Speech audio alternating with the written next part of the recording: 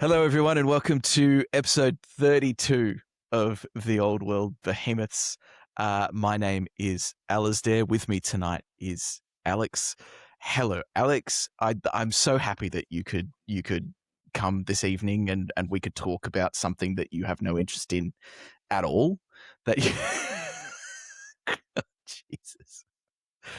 For those of you listening and not watching, Alex not is a doing... paid product placement. But Alex is doing something suggestive with a box full of some product that we can't name for funding purposes. Alex, why are you a behemoth tonight? Well, I'm probably behemoth because I've had my paint restocked, Alistair. Oh shit! It just all fell out. We've got new paints because, of course, in a completely unrelated topic, I've run out of a lot of contrast paints, but perhaps I'm going to need a few, Alistair, in the upcoming next few weeks. Mm-hmm. I've got some new fluorescent inks. Check these out. I'm trying out the new True Metallic Metal set from Vallejo.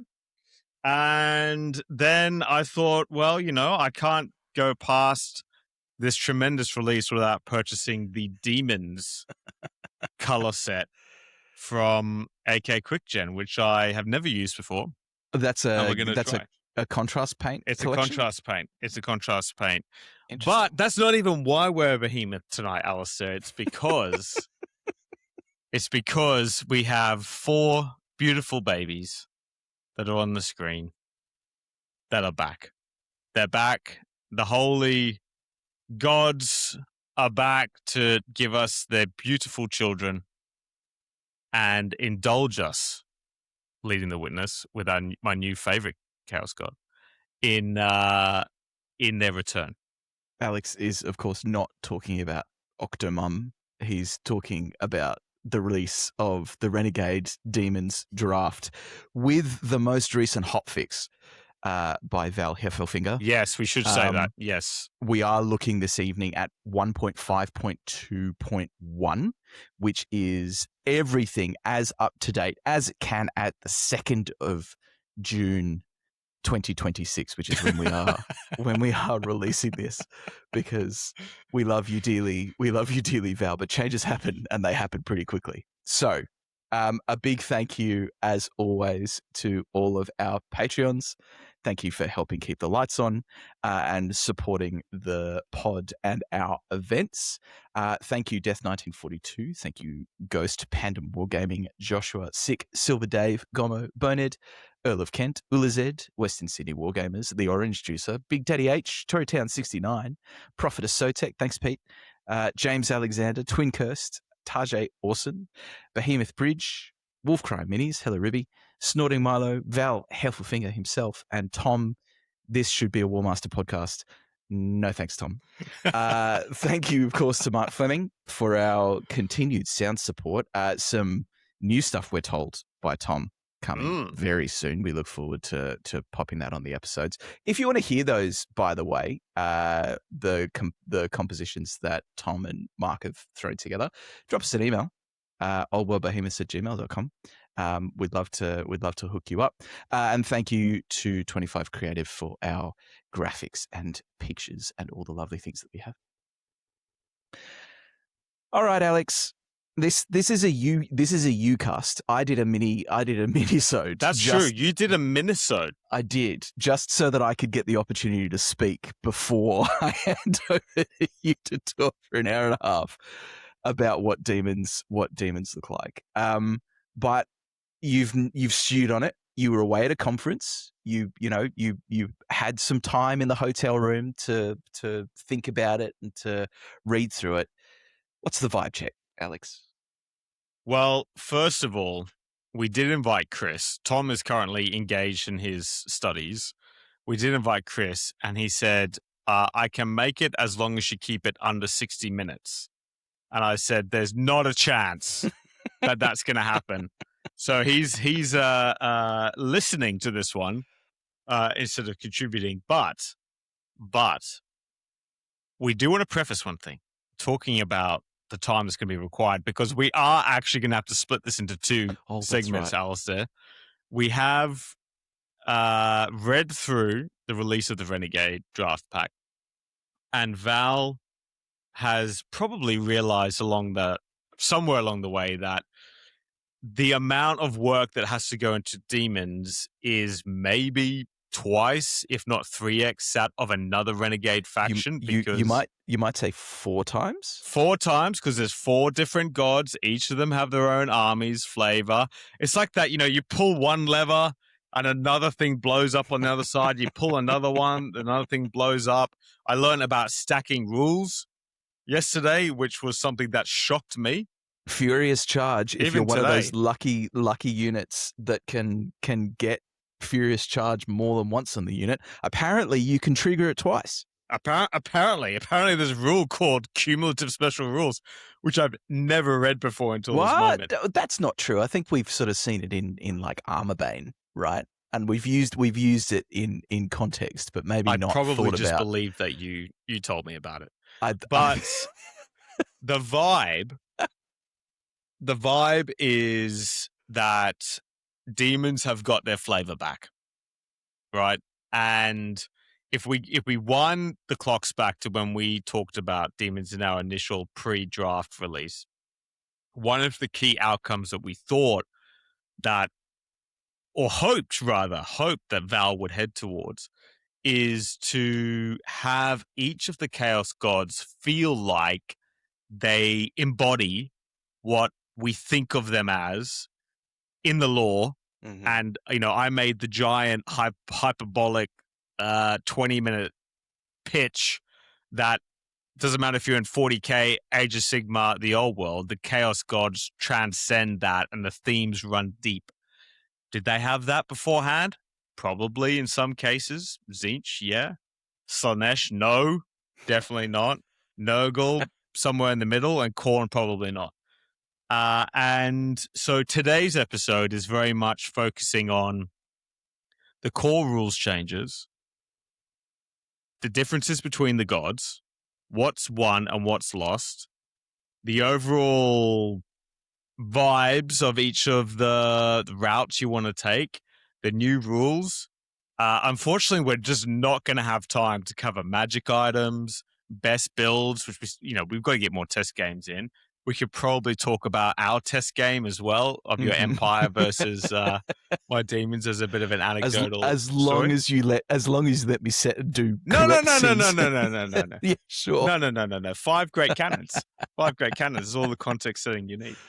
And that's where we're going to go, because otherwise it will quite literally be a 5-hour episode, which we just don't have the time or day to go to. And we do want to do some play testing, right? And so we were able to get some initial checks on the game that we had, test out some of the new rules, but overall, genuinely think this is going in the right direction. It is more complicated. We won't beat around that. But with that comes a lot more depth to each of the factions, which wasn't there before. I think it's worth. Over to you. Yeah, thank you. I think it's worth pointing out. So one of the cute things for me about this release and knowing how much it impacts you and how engaged you are looking through Discords and checking in with what the community feeling is. It's been interesting for me listening to some of the reaction around Demons in particular, given that Demons is so rarely played. So underplayed. And so what I found very funny, because as you pointed out, you have played a lot of Demons, and you're probably one of the players who's played such a significant amount as to be really comfortable with how the mechanics work and how the intricacies of Demons are supposed to look at. But I equally have played against you. And I look at this against them, and I look at this and I do look at it and go, with that experienced eye, this isn't too bad. like the I think the amount of pink maybe intimidates people out of the Renegades pack. Yep. But the short version of the entire sort of litany of changes, and there are a lot, is that it's changed a bit, but not in a way that they've been rewritten to be 10 times more powerful than they were before. No, right. And there are certainly nerfs. Certainly, there are some absolutely, nerfs. And there are flavor adjustments more than anything else. And I think as Val has said, I think he might have said it in the Demons video when he and Rob spoke about it. It's changed meaningfully, and it's the most ambitious set of changes that any of the Renegades updates has seen, but it hasn't broken them. And even the game that we played, where we weren't really sure about sort of what some things ultimately were going to land on, it was not broken. Yeah, there are still game was ways that you pre-hotfix, can. We should say, yeah, it was. Yes, yeah. But there's still ways to kill demons. There's and it's not like still ways to kill demons. It's not like suddenly 100,000 demons players are going to emerge out of the ether and swarm the tables of the old world globally. For goodness sake, if we get a handful more, great success. Yeah, I think Val even said that it was the lowest 1% of people responding to the Square-based survey globally. Yeah. I don't know what the wording was that he said, whether played demons or it was their favorite. I think he said it was their favorite faction. Yeah. So, by that stretch, I'm not sure. But if we draw our eyes to the artwork, Pete, I've chosen this one specifically because he's probably the second most what would we call your most games? You're in first place. He's in second place against Demons, and he just loves my Nurgle babies so much. And your Lords of Change. And my Lords of Change, yes. Although he murdered one with the skinks in one hit. So okay, now set yourself ready, Alistair. Okay. Because we're back to the Reign of Chaos table. This is something that came in previous editions. The 40k players will probably shoot me, but I think it exists in either AOS or 40k at the moment. It's a very thematic demon part of the game, demonic part of the game, if you want to call it that, which is that you roll on a table. So similar to Cathay, where they've got the winds of, what do they call it? Is it literally yin, it's not yin and yang, it's, the winds of Cathay or whatever it's called. You can see how many times I've read that book. This is not what it was in the past, where you roll 2d6 and end up in this like vast table of what's happening. It quite simply is a d6 at the start of every demon player's turn. And this will determine the ward save and regeneration save of the demons on the board.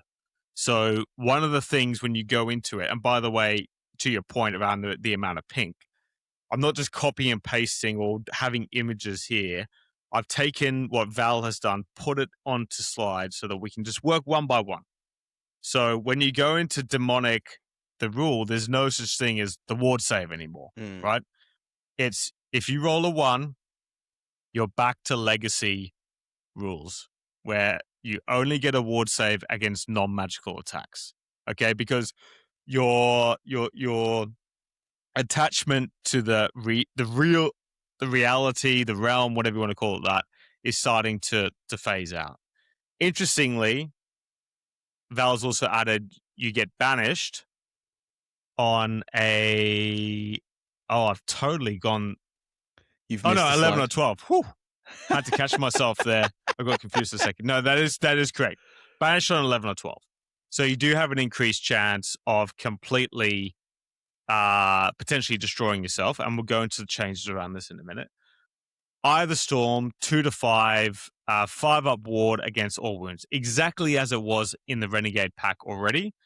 The change, though, here is that regeneration can also work against magical attacks on 2 to 5.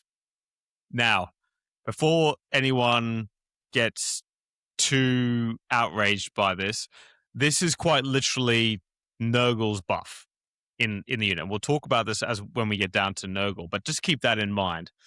Chaotic Surge on a 6, that's the one that every Chaos Demon player will be praying for, is a 4-up ward versus non-magical. And Reality Blinks on a 2 or a 3. So I looked at Chaotic Surge and I went, that's cooked. That's so cooked. You're going to have a 4+ blanket ward save now across your army. And I imagine a lot of people have looked at it that way and gone, oh my God, you're going to get a 4+ ward save and you're going to be hugely benefited, and Reality Blinks when we get to it in a second. And everything. You know, you're going to get all your models back and you're immune to psych now, right? And that's what you used to be. Immune to psych's not necessarily a good thing in the context of the changes that have been made to demons now, because as we'll get to, Nurgle and Slaanesh now have Tzeentch and Slaanesh now have a lot more capacity to do tactical play than they've ever had before, which is hugely important. And immune to psych takes that away. That's thing number one. That's true. Yep. Thing number two, a game is 6 turns long, hopefully. The likelihood is that you will get 1 chaotic ebb, 1 chaotic surge, and every other turn will be Eye of the Storm. And you start, round 1 starts an Eye of the Storm if it's not your turn. So you're not missing out on a ward save. And no matter what else happens, statistically during a game, you're as likely to roll 3 1s as you are to roll 3 6s. 3 6s. Yeah. Right. So it's not against you. It'll be all 1s. Hopefully, but against Chris, it'll be all 6s. The point that I'm trying to get to is that this is not such a crushing buff that people seem to be making it out to be. Reign of Chaos table is great. It's the magical fluctuation. It's strong bonds, weak bonds, great, whatever.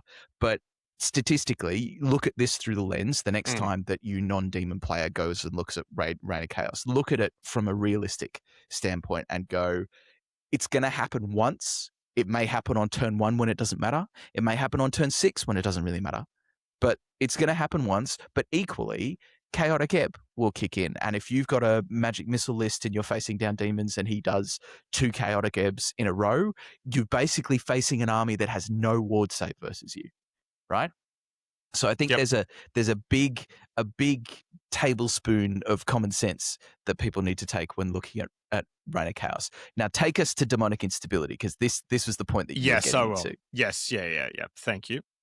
And I'd actually forgotten this line existed, Alistair. You are absolutely classic. Go on. So okay, yeah.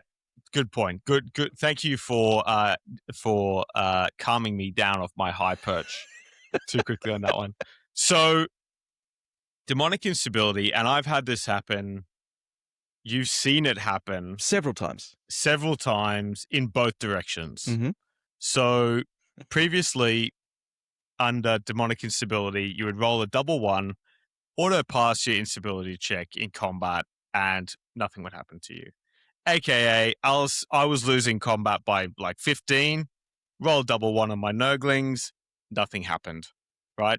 It happened to me. Should have died, where it was. Just stayed exactly where it was. Now, Val has now brought back Reality Blinks, which is the same thing. You automatically pass, but you actually recover all of the wounds that were lost during that phase. If you kill 5 demonettes, 5 demonettes come back into play. Still great. Probably some would argue a buff to that for sure, because it gives you that ability to go, yep, I'm back. The opposite of that is now Banished, is, again, the double 12. Previously, you would just go back to the ether. See ya. Famously, that happened in my game against you, and when I lost by 1. My Soul Grinder lost by 1 against a steam tank engineer, like poking it. and I rolled double 6 and it blew up. It's happened to a lot of change facing an Empire general. Oh, and, yeah. Oh, yeah. And he's lost combat by 1, and that was it for him. It has, yes. And where this is moving now is Val probably received the feedback that if you've invested 500 or 600 points into like a pink horror unit just to survive something, and you lose it off of a single combat res, then that's probably not the right vibe on things. Now, rather than instantly popping, what Val's done is he said, if you're above half unit strength, you immediately drop to half. So it can very well wipe out, 30, 15 pink horrors in my case, if I've running my big block of pink horrors, or if I've got my 8 bases of Nurglings, right? Rather than chewing through lots of wounds, I just lose half in one hit. Now, this is important because it does protect, in my view, the greater demons a lot more, because you don't want them to just pop after losing by 1. And if your general units, you don't really care, right? Like, it's like, okay, that's fine. Now, again, you have that equal swing, exactly as we've just gone for. The real feel bads for you, Alistair, are when I roll a 6 on my Chaotic Surge and a double 2 in my Reality Blinks in the same phase.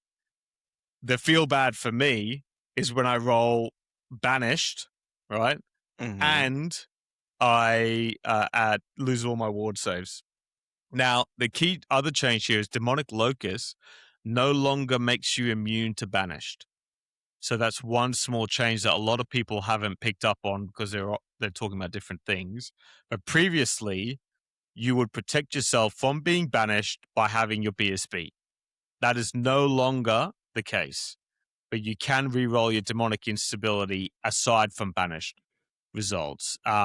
Small note here, which we'll preface, but it says as long as you're not hated. I wonder what that means, Alistair.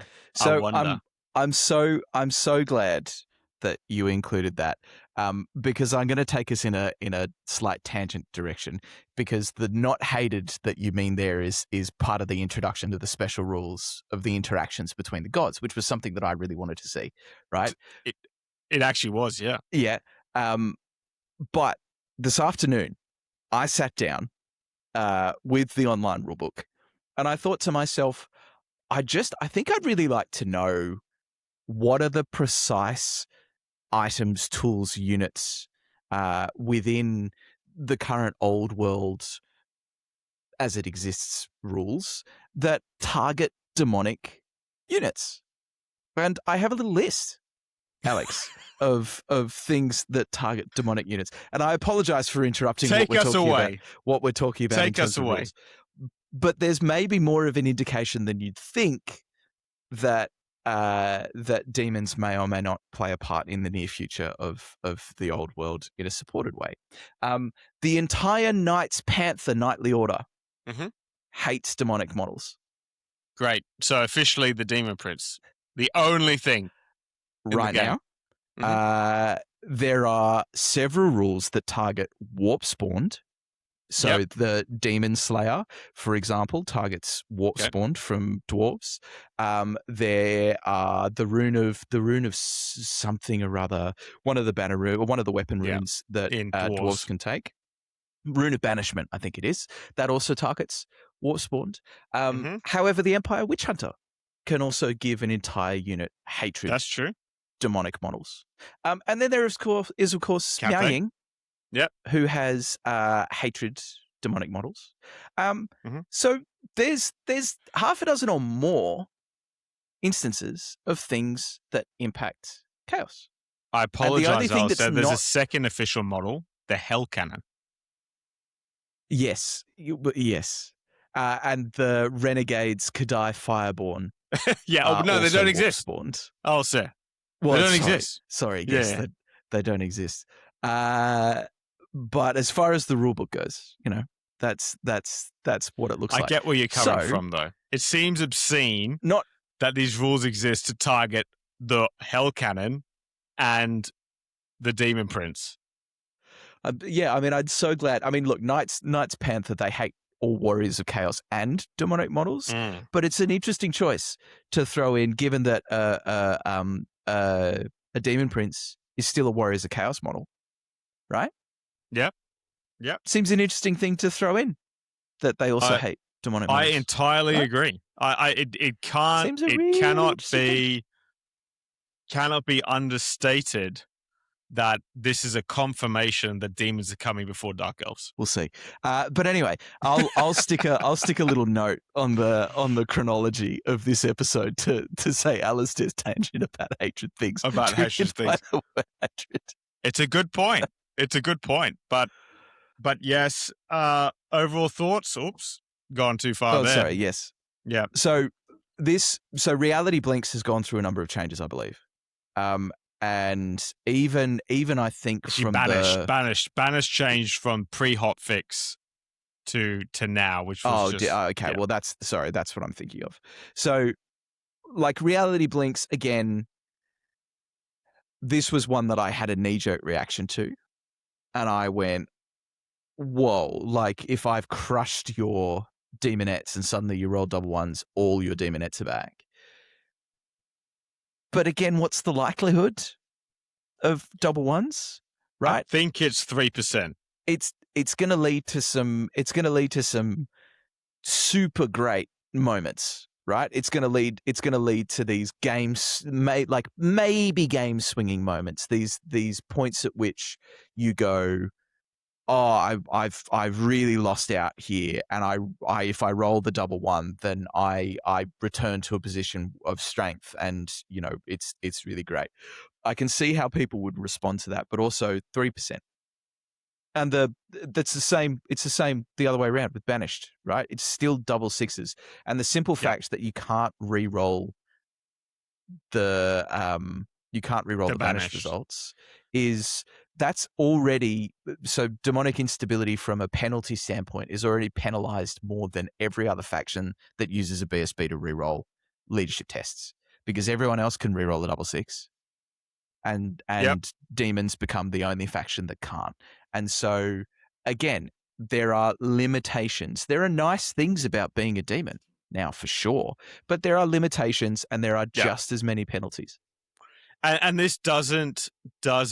This is also not impacted by infernal favor. That's right. So you just immediately lose half your wounds, not from. Well, I believe this is what Val's intention is that you can't use infernal favor to protect yourself against Banished either. That's against normal rolls. So it's quite literally, if you're getting the benefit of the double one, you're definitely taking the negative on the double six, and who knows, or an 11 if you rolled the previous result. Yeah, look, definitely. As far as like it's unmodified dice rolls. So again, it's what you're looking at, but these can also be triggered off panic. Oh well, great segue, Alistair. Great segue into almost like I've been reading. Almost like you were, Alex, after the split second, as we migrate into demonic psychology. Yes, so this has had to be introduced because there is a rather large thought experiment going on at the moment in the Draft Renegade pack around the removal of immune to psychology by Val and replaced by demonic psychology, which in a nutshell means you still pass fear and terror. It's not immune to fear and terror. I don't know where that might come up, but you auto pass fear and terror. Well, so here's where it comes in, right? Yep. When you're taking leadership tests against terror-causing units, and you have a -1 to your leadership, because you're not immune to terror, but you are auto-passing fear and terror checks. So unless you cause fear, which I don't know, is that still as part of the demonic rules? Yeah, they still are. Yeah. Oh, okay. Well, in that case, then they don't even care about terror anyway. They don't care. The introduction... So just as a sidetrack, sorry.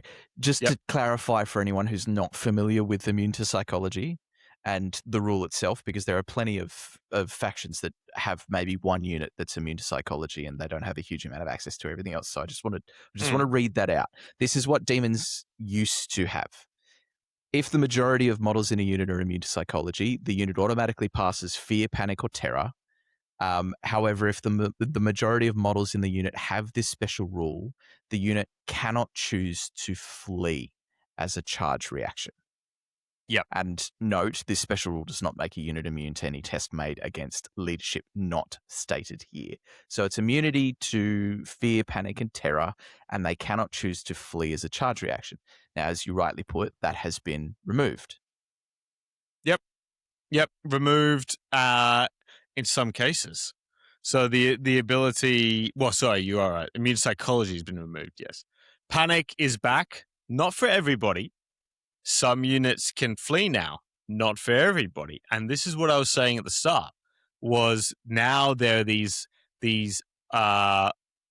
almost core identities of the factions that are coming into play, which we'll cover them as we go through, and we've listed who can flee, who can't. Val has done this fantastic table, which I forgot to include, but effectively is like can flee, can not, can thing. And he's taking feedback on this as we go. But, an example is a chaos, a bloodletter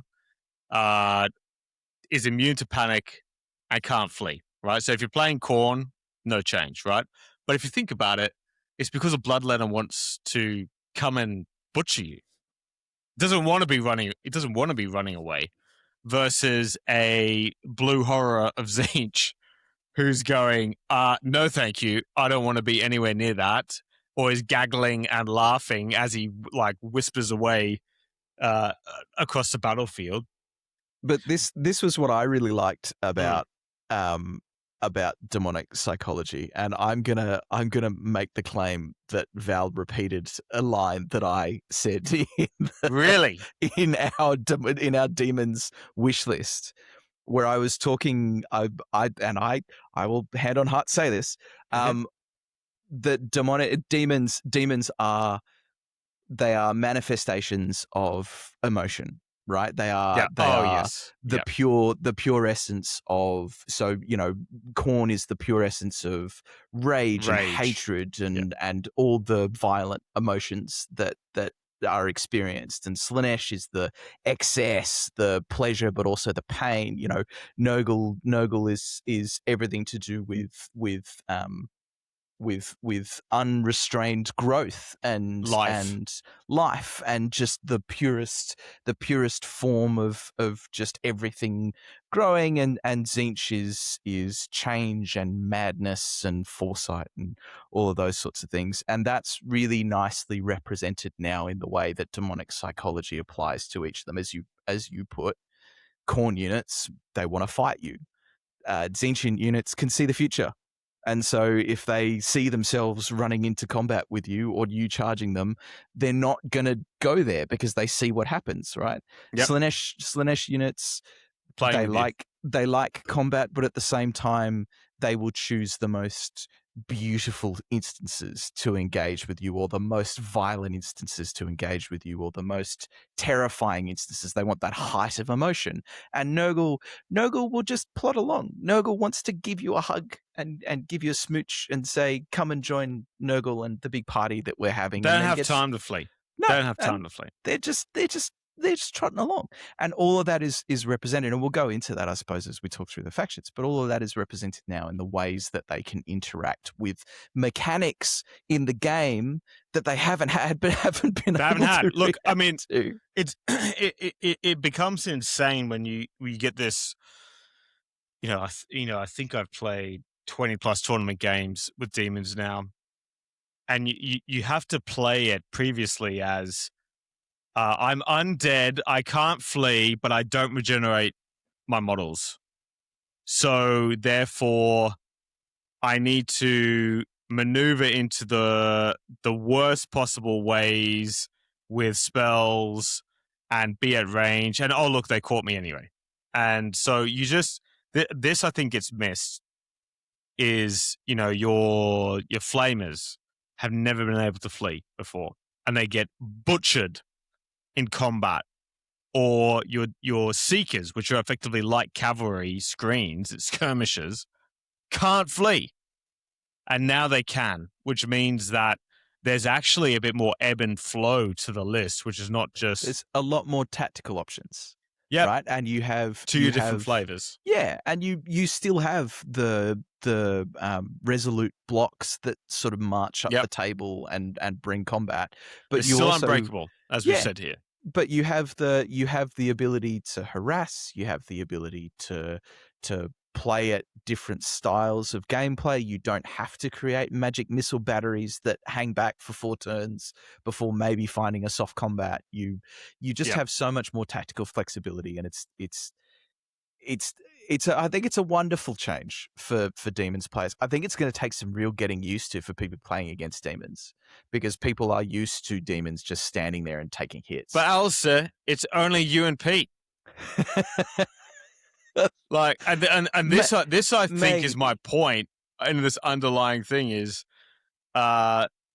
even in Sydney, and I've taken Demons to so many events. I bet you if you ask those people, they say, "Oh, you're the only time I've played. I played Demons once at that event, and I think he had these units, like whatever." So I don't know if it's that big of a change, because most people probably haven't played Demons. And if anything, they're just playing like the other factions. Anyway, so it's literally you that's changed the most. But we forgot to say, and for the audio listeners who are not reading the slides, anytime you flee or take panic, in this case, you have to do a demonic instability test. And thus, if we go back to the previous slide when we were talking about, you have a higher chance to banish yourself. So that 3% chance across multiple turns. Now fleeing is not a free thing. And this is going to be a good discussion globally, because effectively they have feigned flight now, Demons, right?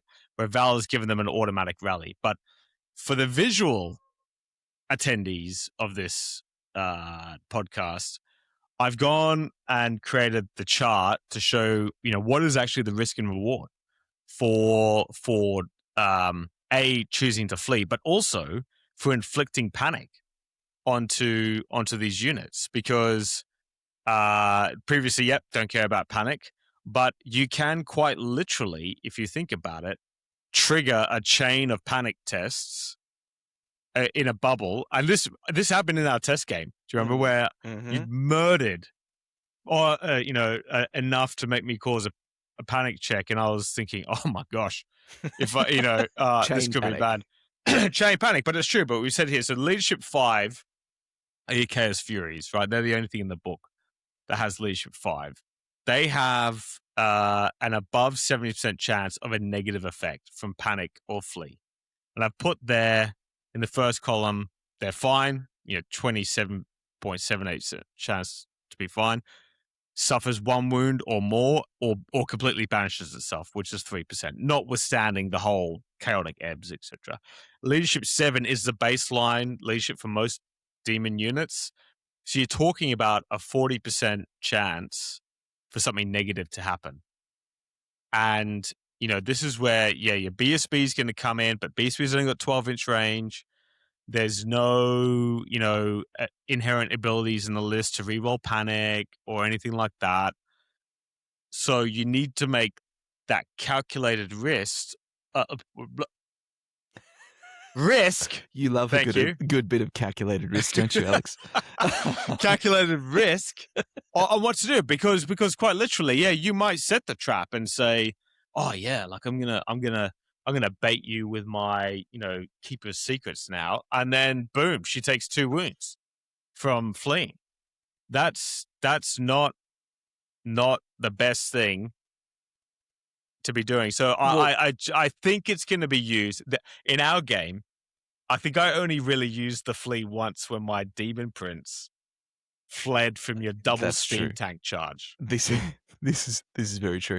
I think the way to look at this, so looking at this as again the person playing against demons, when do I most usually see Furies? Right?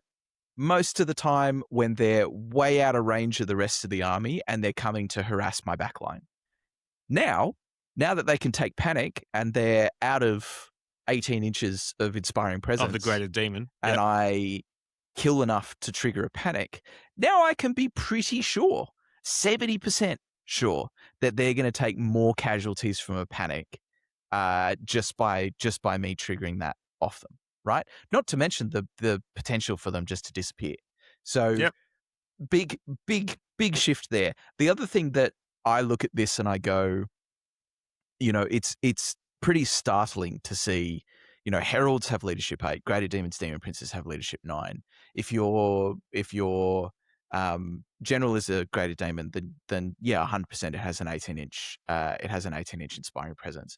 But that means that more often than not, most of the demon army is going to be situated within that 18 inches. And a board is 72 inches long most of the time if you're playing on a 6x4. So there's an 18-inch bubble, a 36-inch framing that you're going to see most of the army within. And anything outside of that 36 inches is massively at risk of having panic now inflicted upon it, with the exception, I'm pretty sure Khorne is still blanket immune to psychology, is it not? Effectively, okay. Yeah. So, with the exception of Khorne. So it's interesting again to look at demonic psychology. Is you might sneer at the flea and you might go, oh, it's too much for them to have inbuilt feigned flight. But the units that it's on makes sense that it's on them. Demons don't flee, but they can disintegrate and they can disappear back into the warp. So it doesn't make sense for demons to be fleeing across the board. And when you have the stats in front of you, like with this table, you actually start to realize this is probably going to be more impactful if it's played in the wrong way, or even if your demonic opponent just gets unlucky. This stands a really good chance of actually biting them in the neck, and there's not a lot that they can do about it, right? Absolutely. So I think looking at demonic psychology, it's clearly the most impactful part of all of the changes. Right? Yeah. The ability for some units to flee is enormously impactful, and you will see you and any other canny demon player utilizing that in a way that any other canny general utilizes flee with their units. And I like that demons have the ability to do this now, because as you say, they're not undead, and you can't just implacably march a unit through the middle of the board knowing that you're going to get 3d6 plus 3 models back every single turn, right? You can't do that. You might on a 3% chance get some units back from a single panic check, but it's not like that. And so again, when you look at the units that it's applied to, when you look at the things that can flee now, as opposed to everything being able to do it, you see that it sort of makes sense. And you the more you think about it, the more you'll start to reconcile the fact that this is actually an extremely flavorful change and a really, really nice one for demons. And if it's successful, because the people have to have their say, and I hope a vocal minority does not overwhelm this back to the point that they just go back to immune psychology. Psych.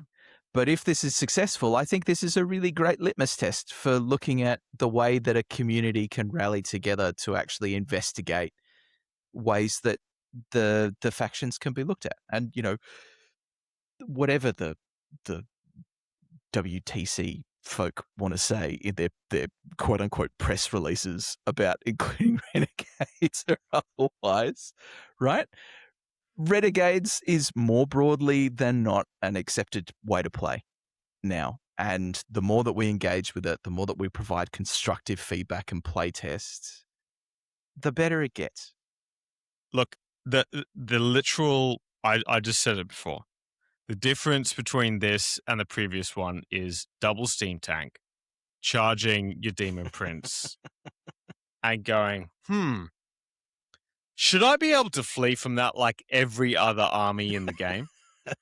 or every other general in the game, etc.? Probably not. I mean, the other one that kills me is in our games, your Black Dragon being able to flee from my Bloodthirster, but my Lord of Change or anything not being able to flee from your dragon. Or So the huge unit of witches that it then gets baited into charging in front of. Yeah, 100%. yeah, but you know that's where it comes down to me. I'm not saying that's actually a terrible example, I'll say, because the Bloodthirster can't flee anyway. But the Keeper of Secrets, or I think I said Lord of Change coming now.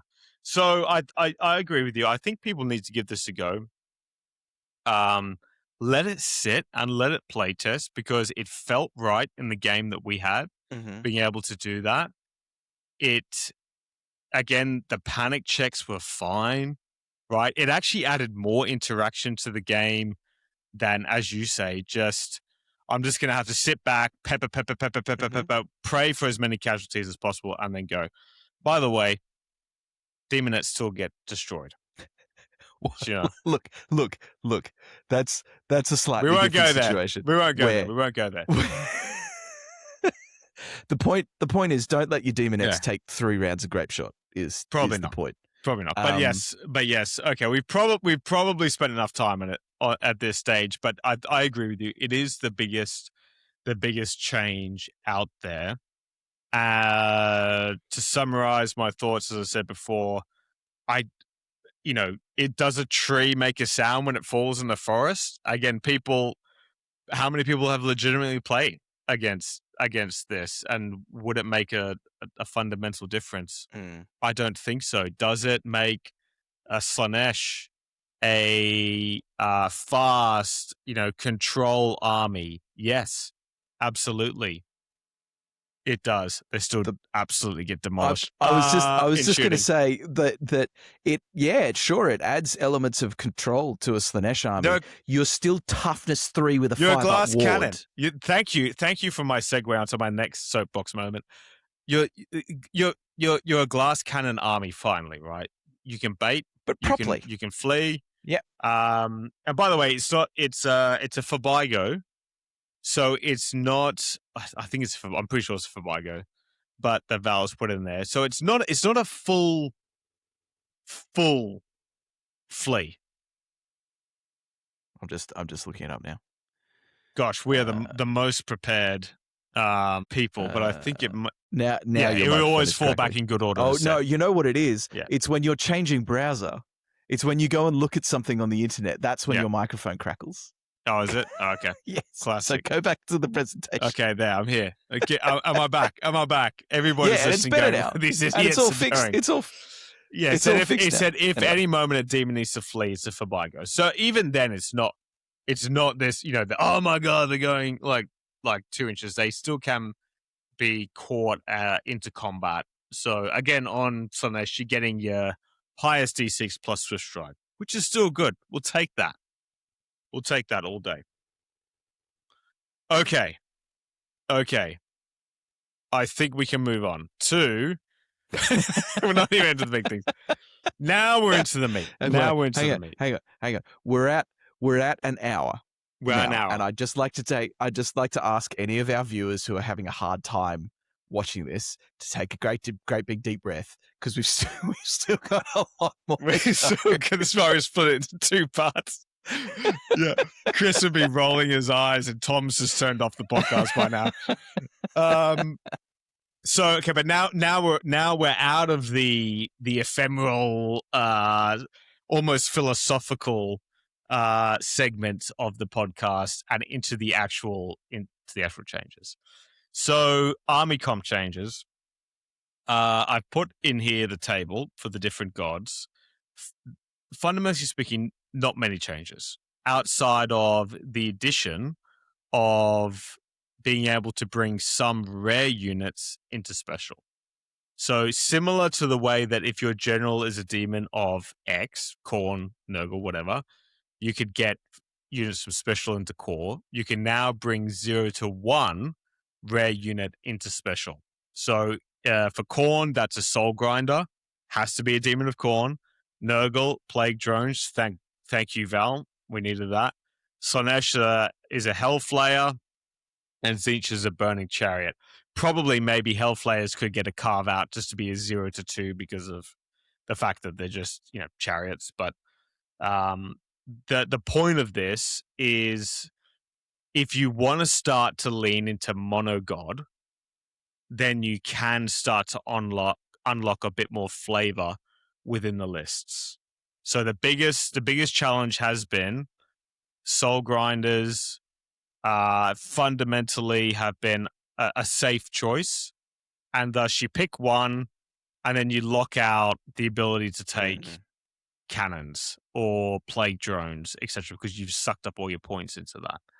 So now, if you want to play full Nurgle, you can get a unit of plague drones into special, and then still go and take another unit of plague drones in rare. If you want to have 2, if you want to be a madman and even go 3, you can. So that's really the only change. And as I put there, extra core are the movements of things. So Khorne, Flesh Hounds go to core, Soul Grinder goes to special. Nurglings go to core, Plague Drones go to special. Slaanesh Seekers go to core, Hellflayers, and Tzeentch Blue Horrors and Brimstone go to core, and Burning Chariots go to special.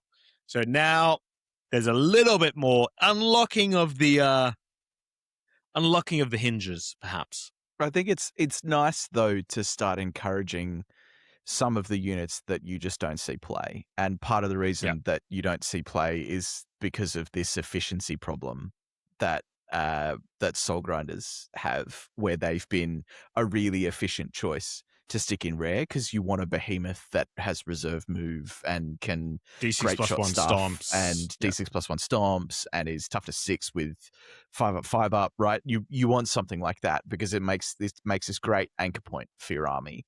And as you point out, that stops you from running anything else in volume, because it's really difficult in 250 points, then at 2,000 points, in 250 points to build a unit of really anything else that's that efficient or that effective. Well, moving them to special means that you get that opportunity to do it. And I think Plague Drones will be a big one. Plague Drones are actually a lot of fun.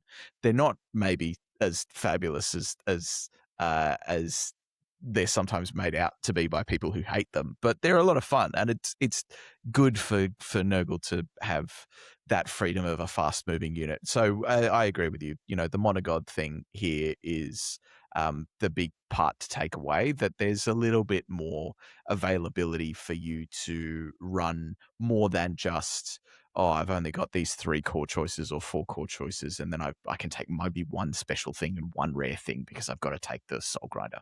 So it's really, really good. Yeah. And it's fundamentally coming back to the monogod talk around the age of chaos. Is that what we're going to call it? That, in the old world right now, is the gods are not really, in this, we're going to back a united chaos champion as they invade Cathay. I don't know, maybe coming soon yet. Excuse me. So then you can go there. And I think it was their intention to really go monogod. But please, can we not ever go back to the Legacy original release? Horrible things. I think you're right. Plague Drones are the biggest winner by far here. Some minor stuff. The Demonic Locusts, there was this long running debate in the rules forums on, is it a BSB? Is it not a BSB? It is a BSB. Val's cleared it up to say, you replace Hold Your Ground, which is the reroll, with the Demonic Locust reroll. So yes, you do get your +1 to combat resolution, people. And he's added allies. Not that we play with allies. I'm sure they are around the place, which is really to signify the different chaos elements throughout the world, cults, etc.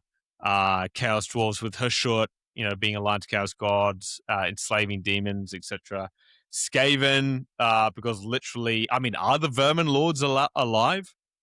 Now? Look, one would think, being beings of chaos, yes, they are alive, but they're just hiding in the warp. I don't think they manifest, and I don't think they can manifest until the world is so saturated with magic in end times that they come. But I like that. Like the Beastmen, you've already got Spawn it's not too far a reach to think that, you know, Beastmen can have a contingent of something hanging around. They summon a Khorne demon by accident. Exactly. You know? Or you know,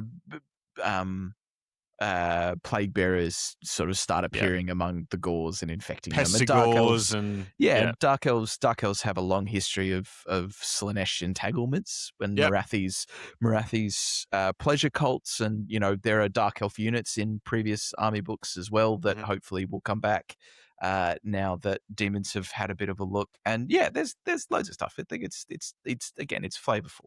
So here you've gone and indicated, is this everything, or is this just the biggest changes? No, this is everything. Okay. This is everything. So this is the points changes now for the audio listeners.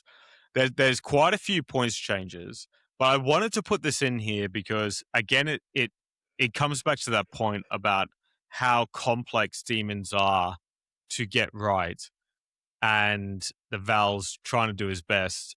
The fact that we've also seen some things go up in points is something of note, but fundamentally speaking, things have dropped across the board.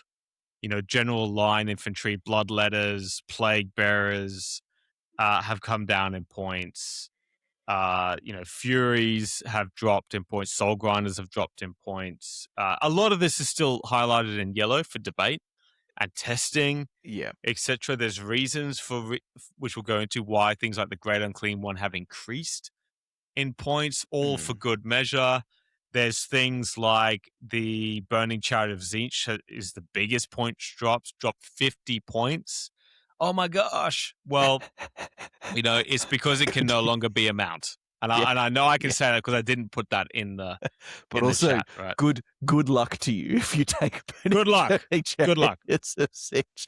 But like, so I agree with you, and I think the sentiment that I made around when Dark Elves were released, this feels very much the same way. While there's a broad range of points reductions, what you'll see is probably the effect that square base comp, which has firmly seen demons down the very bottom, you'll see basically you be able to take at 2,000 points most of what you would have been able to take with the comp inclusive. And so as that sort of shifts and changes, and I've posed that question to Val at least once around what's the thought for how comp is interacting with Renegades. But this is why gameplay is so important and data is so important, because without testing. Without that, we don't have a really good understanding of whether or not it's too far one way or another. So if you're a Demons player, if you've had them in the cupboard for a while, then grab them out, play some games, send some feedback to Val.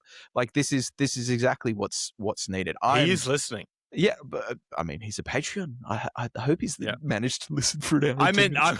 I mean, thank you, Elsa. I meant generally to the feedback. No, just people. Just to us. But Fiends of Slaanesh, Alex, 20 points. You can take Fiends of Slaanesh. It actually looks like a good idea. I just closed the document after I saw that. That and the Keeper's Secrets becoming playable again were the two things that just completed my life. I only have one gripe, and I think it's and I'm not sure whether it's a gripe that would be echoed with other people, and maybe we could look at it in part 2 when we sort of maybe take a closer look at one or two profiles. But I don't think the Soul Grinder needed a 15 point cut, particularly not being given full plate and having a few extra ranged weapons built in as automatic. This is just a me thing, but you've also expounded on the ability now for you to take easily 3 Soul Grinders in a Khorne list, and that's a lot of Soul Grinders. That's a lot of Soul Grinders. That's a lot of Soul Grinders. I think I agree with you in the sense that the internal balance between a Soul Grinder and a Hellflayer is vast. Right. And yes, the Hellflayers come down in points, but I think the Soul Grinder is probably the one that we'll see change. It's such a tricky unit, and I say that fully recognizing my hypocrisy, going, you know, With a War steam tank. Hydras, Yeah. no, not Steam Tank, but War Hydras came down from like near 200 points to 130 I don't think it's points. the same. No, but went Yeah. back up to 160 points, which is where, or Yeah. 165, which is where I think they belong. And recognizing that they got a better armor save, recognizing that they got the ability to regen wounds, and they're still very Yep. cheap. I do look at that and go, I recognize the hypocrisy of criticizing a potential behemoth change, but at the same time, the way that you play Soul Grinders really makes me think So that you shouldn't have 3 of them in a list. So the thing about Soul Grinders that a lot of people who haven't played against them realize is they're probably the most mobile non-flying behemoth. I'll say non-flying behemoth in the game because, and that we were joking around about this in the Demons Discord. Forgive me, I've forgotten the name of the person that did this, but you know they were pointing out that if you try to block a Soul Grinder, right? Let's say you put something relatively in front of it. You can move 4 inches sideways, right? Lumber, reserve move another 8, and then lumber again. Completely sidestepping So good. them as well. And the ability to move 8, lumber, move again, lumber again is a huge mobility boon that a lot of other units just do not have. So they can be treated a lot of the time as a result of that like a skirmishing behemoth, and it's something that you don't see. And they're on a sideways base and they're large units, but at the same time they're so nimble, and it's really surprisingly interesting. nimble. Yeah, it's really interesting, and you are becoming very expert at playing them, and it's extraordinarily frustrating when I'm like, great, I've got my shot lined up, and then it's just like it crab walks, run behind it. crab walks sideways, and then moves somewhere else, and I'm just like, how Where's did he he gone? get there? I I do wonder if, God, we're really going to get hunted down. Would you accept the points change if they became impetuous? Interesting question. I think it is. I think the simplest one is just don't have 3, but we'll test it. Everybody, this is Alistair saying he wants to test volunteering my toughness 3 elves Khorne against cool soul grinders. Yeah, I think the horribly intimidating thing is just getting within 12 inches of them and then having to be grape shot. That's the worst part. It took me, all else aside. It wasn't until I think after my second tournament with him that I realized you didn't actually need to shoot the weapon to reserve move. It was just at the end of the shooting phase. Yes. And I was like, oh, no, I didn't want to shoot and take the wound. But anyway, poor Cam and his Sisters of Avalon, which I blasted off the table. Okay, so we're on to the gods now. Starting with Tzeentch. And I specifically started with Tzeentch because Tzeentch, Alistair, in my, I want to call it, studied history of playing this, is probably the strongest of the gods in the previous pack. I'd agree. Yep. +1 to cast is great. We spoke about it. Gift of Mutation being very strong. Spoiler alert, Gift Mutations increasing casting costs, guys. We didn't cover it in this one. But don't panic. Don't panic. It's still easy to cast, but perhaps not as feel bad for your opponents when you're like 50-50ing the double the double characteristic all the time. So these are a faction that can test for panic. As you said there, they do test for panic, but they may choose to fail it without taking the ill effects of it. So you can choose to take a panic check, fall back in good order, but not take any casualties.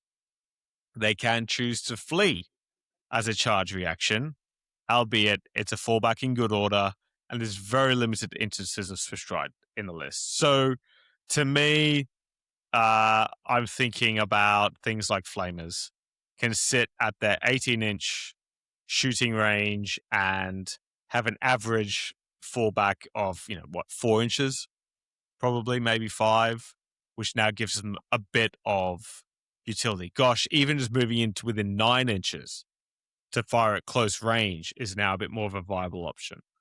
Tzeentch still get their +1 to cast, and they despise the fat boys. So I'm gonna jump in here because we talked about hatred and I took it in a direction earlier on that wasn't to the point. So hates Nurgle. That's strange. Like, isn't that just a little bit weird? Now, demonic locusts act like BSBs, do they not, Alex? Yep. Allowing for rerolls of demonic instability for units within the command radius. Now, you mentioned earlier on, unless it hates something. So each of the gods hates another god, which, nice little interactions. Those have existed since, I think, the original pack. But you cannot apply the demonic locust reroll to any units that you hate. So if you take a Herald of Tzeentch, and he's rolling around with his demonic locust, giving the unit that he's in rerolls 1 to their ward saves, which is so gross. And you've got a unit of plague bearers, or you've got a unit of plague drones, and they roll that 6/6. They roll high on a panic check and start taking wounds. You can't reroll it. It's actually worse than that. Think of it like uneasy allies. Right, because you can't use Inspiring Presence of a demon of X that you hate. You can't consider them friendly for enchantments that are on the field. So when I was casting Battle Lust on my Beast of Nurgle, can't do it anymore. And this is where it comes back to the little changes which fundamentally shift the creation of the list. So when you're playing Tzeentch, you're never going for Nurgle now because, even though you might take plague drones, coming back to the demonic instability table, why would you now risk the fact that they're only leadership 7? So it'd only take a couple of extra combat resolution points for them to die. They can't reroll. They can't do this. They can't get magic, etc. So by doing this, it's made Tzeentch actually align to the law even more to say that, they, the Tzeentch and Nurgle are playing their games, but it's only under the most strenuous circumstances that they'll be fighting on the same side without it being uneasy. So good pickup. Yeah, we didn't talk about that bit. We kind of skipped over it. We held it. We held it. The other thing, I suppose, just around that with the hatreds, it now also forces you tactically as a general when you're building your army to think about what you can impact and what you can't.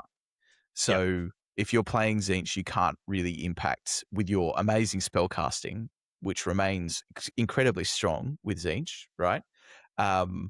You can't impact Nurgle units. And so what was probably a really effective way of holding units back, which was units of plague bearers or units of beasts of Nurgle, which are great tar pits and would be able to sort of stand and soak up threats while your Tzeentchian magic went off gangbusters in the backfield. You are now having to go, okay, well, do I take Khorne instead to try and add a hammer, but they're not as durable as Nurgle was? Or do I take Slaanesh to try and add a little bit of control? And those are your choices, because Nurgle, you can't get the full benefit of being a demonic ally. You just can't do it anymore. And I think that's a really important thing to point out with each of these gods, the way that changes how you will now play. That said, Tzeentch still probably the strongest after seeing all 4 of them. Depending on your playstyle. And again, the combo, we'll go into this in part 2 whenever we record that, around the different combos. But the big winners here, again, we've tried to keep time short, but the Lord of Change has gained Master of Sorcery, which effectively means that Lords of Change now pick their spells, right? So it's effectively lore familiar, built in to the Lord of Change. He's starting at a level 3 caster, which is why, shock horror, he's gone up in points as well. But it now means that Alice is looking something up on it. it now means that yes, you can now pick your spells and have the Lord of Change as your centerpiece caster. Within the unit. Your giant bugbear has been addressed. Where my giant bugbear, where Tzeentch was Demons were the only magic casting faction in the game without Lore Familiar. Now, Val, in a rather smart manner, has taken that and gone. Clearly, thank you, Alex, for that point. But you're not getting Lore Familiar in the army. So that the Keeper of Secrets can choose. You're not getting your Flamer Lore Familiar, and you're not getting your Herald Lore Familiar. But you or will my Keeper of Secrets Lore Familiar. No. But you will get your Tzeentch. Yeah. Well, Lord of Change, specifically the Lord of Change. Specifically Lord of Change. Yeah. And that again, it's another thematic choice because, as you pointed out in our demonic wish lists episode, these are literally the embodiment of Tzeentch's will. Tzeentch, the chaos god of magic and change. These are the manifestations of Tzeentch's will. They should pretty clearly be able to pick what they're going to do. Now, before we move any further, you're gonna tell us a little bit about the units, and that's fine, the changes and the implications of whatever else. But you're also gonna exit out of the presentation that you're sharing because I've just made a change to the upcoming slides. Oh gosh, what have you done? You need to do. All right, let's have a look, people. I don't know. Stop sharing. Exit presentation. Start slideshow again. Reshare, and we'll. I'm deeply worried about what I'm about to. No, it's all for the best. It's all part of the mystique of what goes on behind the scenes here at Behemoths and the way that our corporate lives blend into our private lives. While Alex does that, I'll let you in on a little secret, viewers. I spent 10 minutes before this episode began reformatting everything Alex had done in this presentation. Because I had the echo of an old boss of mine in my head going, this is disgusting. How could you, what is this? Why is this box over here? What are you doing? And I couldn't overcome it. So I've okay. You've changed something. Well, so now cover the, major changes. Pink Fire is now usable, Alistair. By D3 plus 3? It's still terrible in that regard, D3 plus 3, but you can now effectively, as a pink horror, you cast similar to Sisters of Thorn now, where it's not based on your ranks, it's based on your unit champion, standard bearer, to get power level 2. You can pick a spell from, it's not pick a spell from Illusion, it's Glittering Robe. Yes, you are given some very specific spells. Specific spells. But now Pink Fire, has the ability, hold yourself ready, to go up to Strength 5, AP 2. You switched out of the thing again and your microphone went crackly. Of course it did. Of course it did. I said now it has the ability to go to Strength 5, AP 2. Right, right build. Right build. What's the range of Pink Fire, Alex? 18 inches. Is terrible. It 18 inches? What is it, Alistair? It's so bad. I'm asking you. It's so bad. I didn't think it was 18 inches. Yeah. It's terrible. But the point being that Pink Fire now casts as normal, like with your spells. Look how prepared we are in this one. Okay, it is 18 inches. It is 18 inches. It's an A+ Thank you. Thank you. D3 plus 3 can go up to Strength 5 AP 2. It is flaming attacks for those of you with a flaming attack triggered will save. Well, base Pink Fire has nothing, right? But the new icon of sorcery, the new icon of sorcery, which used to be your plus, additional pluses to cast, basically now adds a pip of strength and a pip of AP to Pink Fire, very specifically Pink Fire. Yes. Now the big elephant in the room that I forgot to put in this page was that Blue Fire of Tzeentch has been added to the Lore of Demons as a choice. Now, I've seen lists, Alistair, in the Discords of like people with 9 casters to do blue 5s each. It's highlighted in yellow.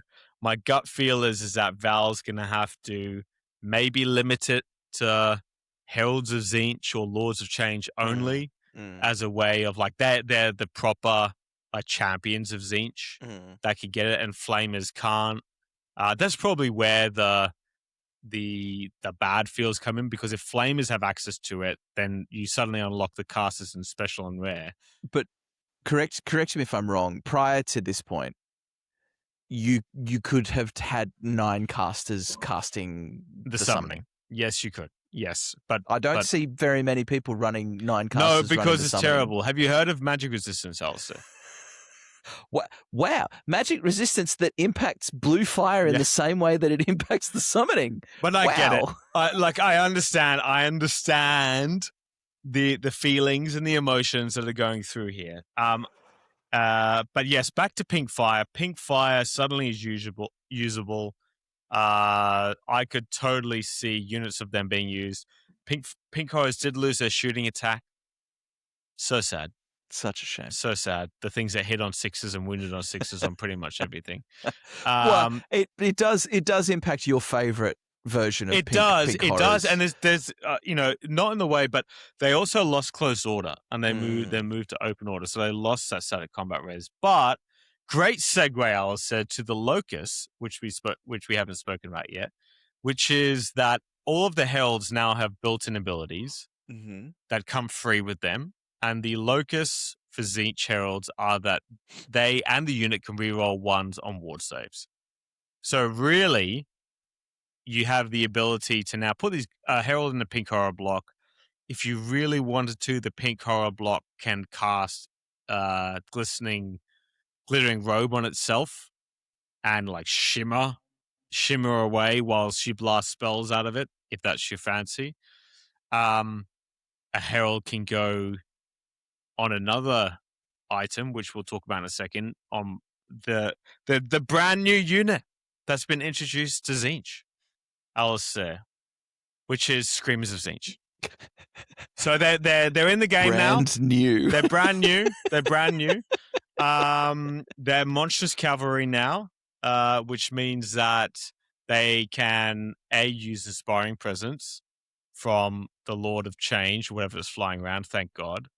But 2, they can now be joined by a Herald of Tzeentch, because the Disc of Tzeentch has moved to Monstrous Cav as well. And Val's removed Loner, and by God, where is it? I've been waiting for this moment, Alistair, for months. Is if you check the source material, which is the Realm of Chaos book, you will see in this book a Herald of Tzeentch, well, in this case, probably a Champion of Tzeentch, with flamers flying around. With screamers. Done. Cut the cast. We're done. With screamers flying With screamers. around. Sorry, what did I say? You said flamers. Okay, apologies. Yeah, with screamers. So anyway, we'll keep it moving before I go for another 2 hours on that topic. But yeah, screamers are back. They're usable now in that sense. You can add heralds to them. You being able to reroll 1s and ward saves. There's other things that you can do in builds to make them a little bit more gimmicky and fun.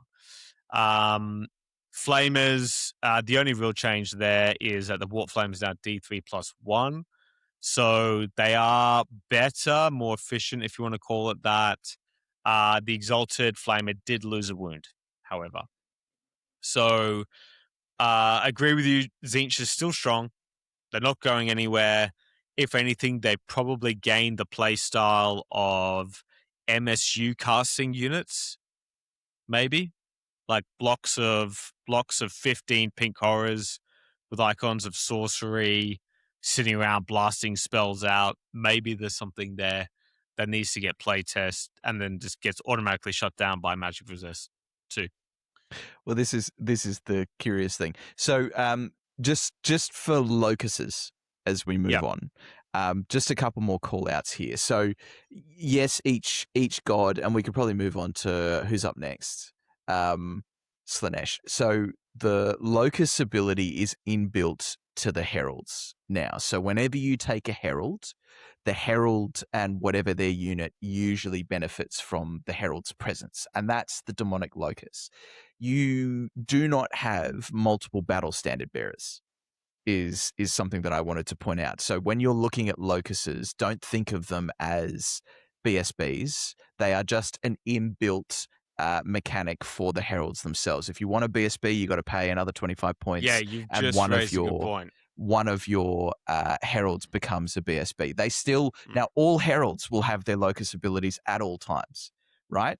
But the battle standard bearer can also upgrade to something called an exalted locust, which is one of the magic items that we will talk about. But it is something that I want to raise because usually when you're looking at this and you're looking at how the heralds will go into units, and maybe you'll see it, particularly with Khorne. Khorne is a very strong ability for the heralds to be joining units within Khorne. But you sort of see the herald as going into a unit and it's going to buff the unit and make what you will of that. The exalted locust changes the demonic herald's locust ability to be all units of that god within that battle standard bearer's command radius. So that would mean if it were a herald of Slaanesh with that locust, I think it's a 60-point banner. So BSB plus the exalted locust, everything within its command radius strikes first, which is pretty powerful, right? But you also have to consider you're paying 85 points for a bubble ability off one unit. But just in terms of locusts, when you start to look at them and when you start to think about how heralds will interact with your force, you're probably going to want to include at least one herald now if you weren't including them before. Yeah, and that's an excellent point. If you start to build that way, you run out of space for greater demons. You do too. So which is a great way to think about it, because a lot of the time in the previous one, you'd sit there going, do I really bring a herald or do I just bring another Lord of Change? Mm-hmm. So I definitely agree. It's heading that direction. It didn't even click to me. I was said that Locust is them holding literally a little banner pole. A little basically. Banner pole. Yes. Yeah. Thank you. Great for the hobbyist opportunities. But for the purposes of, for the purposes of game mechanics, there is always only one battle standard bearer, and just because just because your demon has a locust, they're not a standard locust, bearer. It's not a standard bearer. Not to be confused with the locust of upgradable standards. That's correct. All right, talk us through the Slaanesh. Lovely excesses of Slaanesh. Oh gosh, thank you, Val. Slaanesh is now playable. So coming back to the same format around Panic and Flee. In this instance, Slaanesh automatically passes all panic checks. Similar to the Warriors of Chaos mark of Slaanesh, where they're immune to panic. They may elect to flee, as we've said a few times. Great for them, because in a lot of cases, like Seekers, Keeper of Secrets, all have Swift Stride on them. Some of the Chariots even have Swift Stride on them if you're not countercharging. I think all the Chariots have Swift Stride on the Slaanesh ones. I think a lot of things. Hellflayers. Right? Look, a lot of things to Slaanesh have A, countercharge, and B, Swift Stride. So right there is justification for me of how Slaanesh now plays, which is you can choose to engage or you can choose to run away, because you've got both options for countercharging and fleeing. They still got their +1 charge and pursuit, and Val has added +1 to flee rolls as well, keeping it in line with those ones. Most critically, Alistair, your favorite rule of all time for Slaanesh is all demons of Slaanesh now have -1 to hit. As they're dancing around really like against this. Against shooting. Gosh, we didn't even... Oh, no, I did put that. Enemy shooting against Slaanesh. I do really like this. And it made a huge impact in the game that we played. Yep. Like what would have been a lot of winnowing at long range. Multiple range, like turns of shooting. Significantly reduced. And I think it... I love it as a change for Slaanesh, because it ties into what they are. They are swift. They are hard to hit. when you do hit them, they're likely not to be that impacted because they have ward saves because they're ephemeral beings anyway. Yeah, I love. But if you the catch them in changes to combat, Slaanesh. they still die. If Yeah.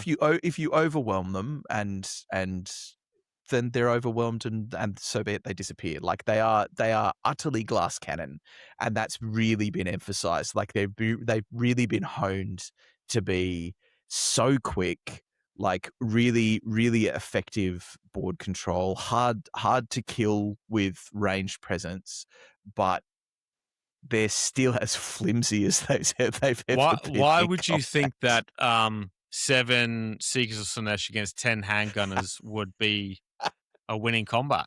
So I don't understand where you're going with that one, Alistair. So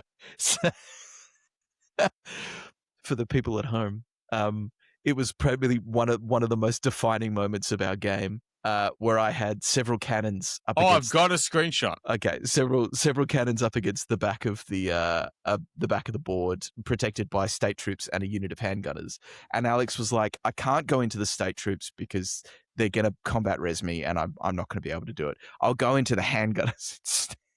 5 handgunner shots turned into 3 dead Seekers, and the rest of the Seekers didn't land. Oh, sorry, they killed 1 handgunner. They killed 1 handgunner with like and 15 attacks. Lost 2 Seekers in return. And then blew up.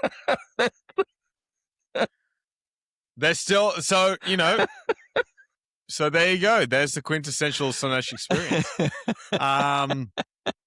And mind you, it would have been worse on the stand and shoot if the -1 to hit wasn't even there. This is true. It would have been worse. This is very true. So, anyway. Oh, dear. Anyway, great addition. It does mean now that there's a couple of different ways to play units like Furies, for example, now have an inherent -2 to hit, which I've put there. I think as that's huge as well. Great for them. Yeah. Great for them. And being immune to panic now probably makes Slaanesh Furies a very viable choice, because in the past it was Khorne Furies, Khorne Furies, Khorne Furies, Khorne Furies, Khorne Furies, more Khorne Furies, etc. But you've said it there, the Locust for Slaanesh is always strikes first. They kind of had that vibe going anyway, which has just been enhanced. The big winners, the Keeper of Secrets has become Movement 10. Through your intense lobbying for months. Lobbying, prayers, and for hiring marketing agencies. For anyone who is going to get maybe a little bit upset about that, think of the number of flying behemoths that have fly 10. The Keeper of Secrets can't fly over your units. Cannot fly. It's still a walking. Walking unit. I don't think anybody is going to get that upset by this, because now the Keeper of Secrets is the absolute glass cannon of all glass cannons. Val has added reserve move and evasive for testing. By the way, these are highlighted areas for testing, so that you do have the ability to dodge some abilities and evasive back. Reserve move is really good for, again, doing what was happening with the Soul Grinders, which I said, being able to move sideways 5 inches, being able to lumber, move another 10 lumber. Again, not a skirmisher, right? Critically, very well and adeptly sized for a 50 by 50 base. I'm gonna talk about that because I'm still not happy with Val. Okay, well we'll get there. We'll get there then. We'll get there at the end. We'll talk about it at the end. Yeah, still a glass cannon. She still only has a 5-up ward save, right? So it's still like, you better dodge, arc, do everything. Please God, put demonic robes on there. I made that mistake once, even though I said it in my video. Put demonic robes on her. I said, "Oh no, we're testing you. Let's go. We'll just test the new stuff." No. Always demonic robes, right, against cannons. Always. Given how vulnerable the Keeper of Secrets is, particularly to cannons, or bolt throwers, always, or stomps, enemy stomps. Enemy stomps will ruin your day. But she now has the speed to get out of there, and weapon skill 9 Keeping Secrets was always high weapon skill. And then Mhm. for whatever reason, it was the only greater demon that got struck down to be on par with some, I'm shitty gonna elf. I'm gonna Like, I'm gonna I'm gonna express my dissatisfaction because Dreadlord's weapon skill 9 as well. yeah, So but mate, they're like, they've been around a couple of 100 years. Like, these guys are just, wannabes versus. I get the change that's been made as a result of this for the Keeper of Secrets, right? And I think the Keeper Yeah. of Secrets, in its defense, desperately needed it. It was just not representative of what it was supposed to be, because it would run in with its AP -1 attacks when it was the Legacy PDF, and it would just do nothing. And at least, thank God, it's got AP -2 Killing Blow now. Oh no, it had that in the Legacy. Did it? Yeah, okay. it did. Well, Yeah, it felt yeah. like it did nothing. It did And nothing because you would die before you even got there, or you'd be in Yeah. like 2 wounds, Yeah. and then die to something stopping you, which was just insane. So now the weapon skill, to your point, is a defensive stat against line infantry. It's everything up to weapon skill 4. Oh, sorry, up to weapon skill 5, I should say. So She's not a character brawler, no. right? You're not. Don't send this into a dragon. Go into things that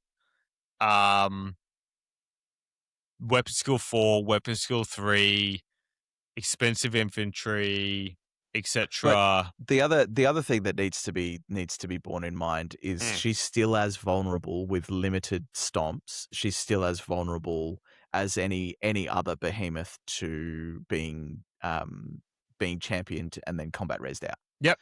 Right. Definitely. So you can't just because of these changes, you can't play the Keeper of Secrets like it's suddenly invulnerable to the realities of behemoths in the old world. What it does give you is the ability to have an extremely swift behemoth flanking or maneuvering between units or putting itself in a position where you can pincer, because that was one of the things that I really liked in our game, the ability that you had to really quickly move around and pincer. And I think that was totally unexpected for me to see the amount of freedom and movement that Slaanesh now allowed. Infernal Gateway comboed with Keeper of Secrets, which is what I played in that game. Gives you a 32-inch threat presence now. Just insane, right? Teleports 12 inches, moves 10, lumbers, moves another 10, lumbers. That's proper. I mean, you said it, like with a Bloodthirster and Lord Change, I can just do that and fly anyway. But there's something just far more satisfying running, like arc dodging, running. I'm a big fan of arc dodging your dragon. Yes, and I hate it. Yep. So really, really excited to see this come back. We've put here, dropping down a little, Siren Song is an upgrade now that is usable. Still 1 use only, but what it effectively means is you can run up to an enemy unit that's within 6 inches, and at the start of the enemy's turn, make them charge you. It's very nice. Very nice on a Keeper of Secrets, where if you want to de-entrench some dwarves, you can do that if you really wanted to. Bait different things. Put Siren Song on a herald, on a seeker, and move it within 6. Make it an eligible charge, and flee from the charge. Right, so you can play these games. You're still paying for that as a one-off use, but it's feeling like Slaanesh again. Speaking of which, Demonettes got buffed to movement 6. Thank God, they needed that. They lost closed order. They've gone to open order, similar to the Pink Horrors. That probably makes sense anyway. They have access to the anti-stomp banner. In fact, most Slaanesh do. But they themselves are needing it the most. It's absolutely necessary. Which is a new item, by the way, guys. Yeah. We should have said that. Fiends of Slaanesh have dropped 20 points a model. 20 points a model, because and are now at unit size 2+. 2+, yeah, huge. Great. They're like, unit 2 running around.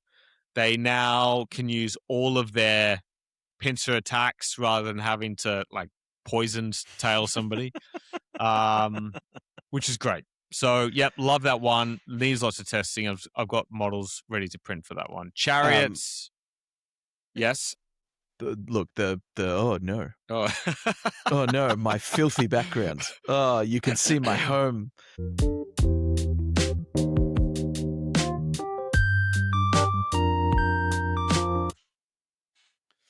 Are we recording? We are. Yes, oh, yeah, we are. Recording. Yeah, we are. Let's check. Welcome back, everybody, to the Old World Behemoths. Take 2 at trying to complete part 1 of our Demons episode. We've got into a second night. Lost our voices. Yeah, Alex. This Alex is commitment. Alex and I are both on the verge of death. Now my camera and my computer feels like it's about to explode. But we are committed to you. This is the extent. This is the extent of our commitment. We need to get through 2 more gods, and then we can wrap this episode up. So we were talking about at the very end. I think we were talking about Demonettes getting access to anti-stomp banners, the Herald adding strikes first to their unit, and we talked a little bit about Slaanesh Furies, particularly in the context of them having a -2 to hit being skirmishers, which makes Furies so much more durable, and maybe, in contrary to what I was talking about earlier, in that, panic is a thing. But Chaos Furies of Slaanesh pass panic now. They auto pass panic. Excuse me. All Slaanesh demons automatically all pass panic. So Furies passing probably maybe the best type of Fury now.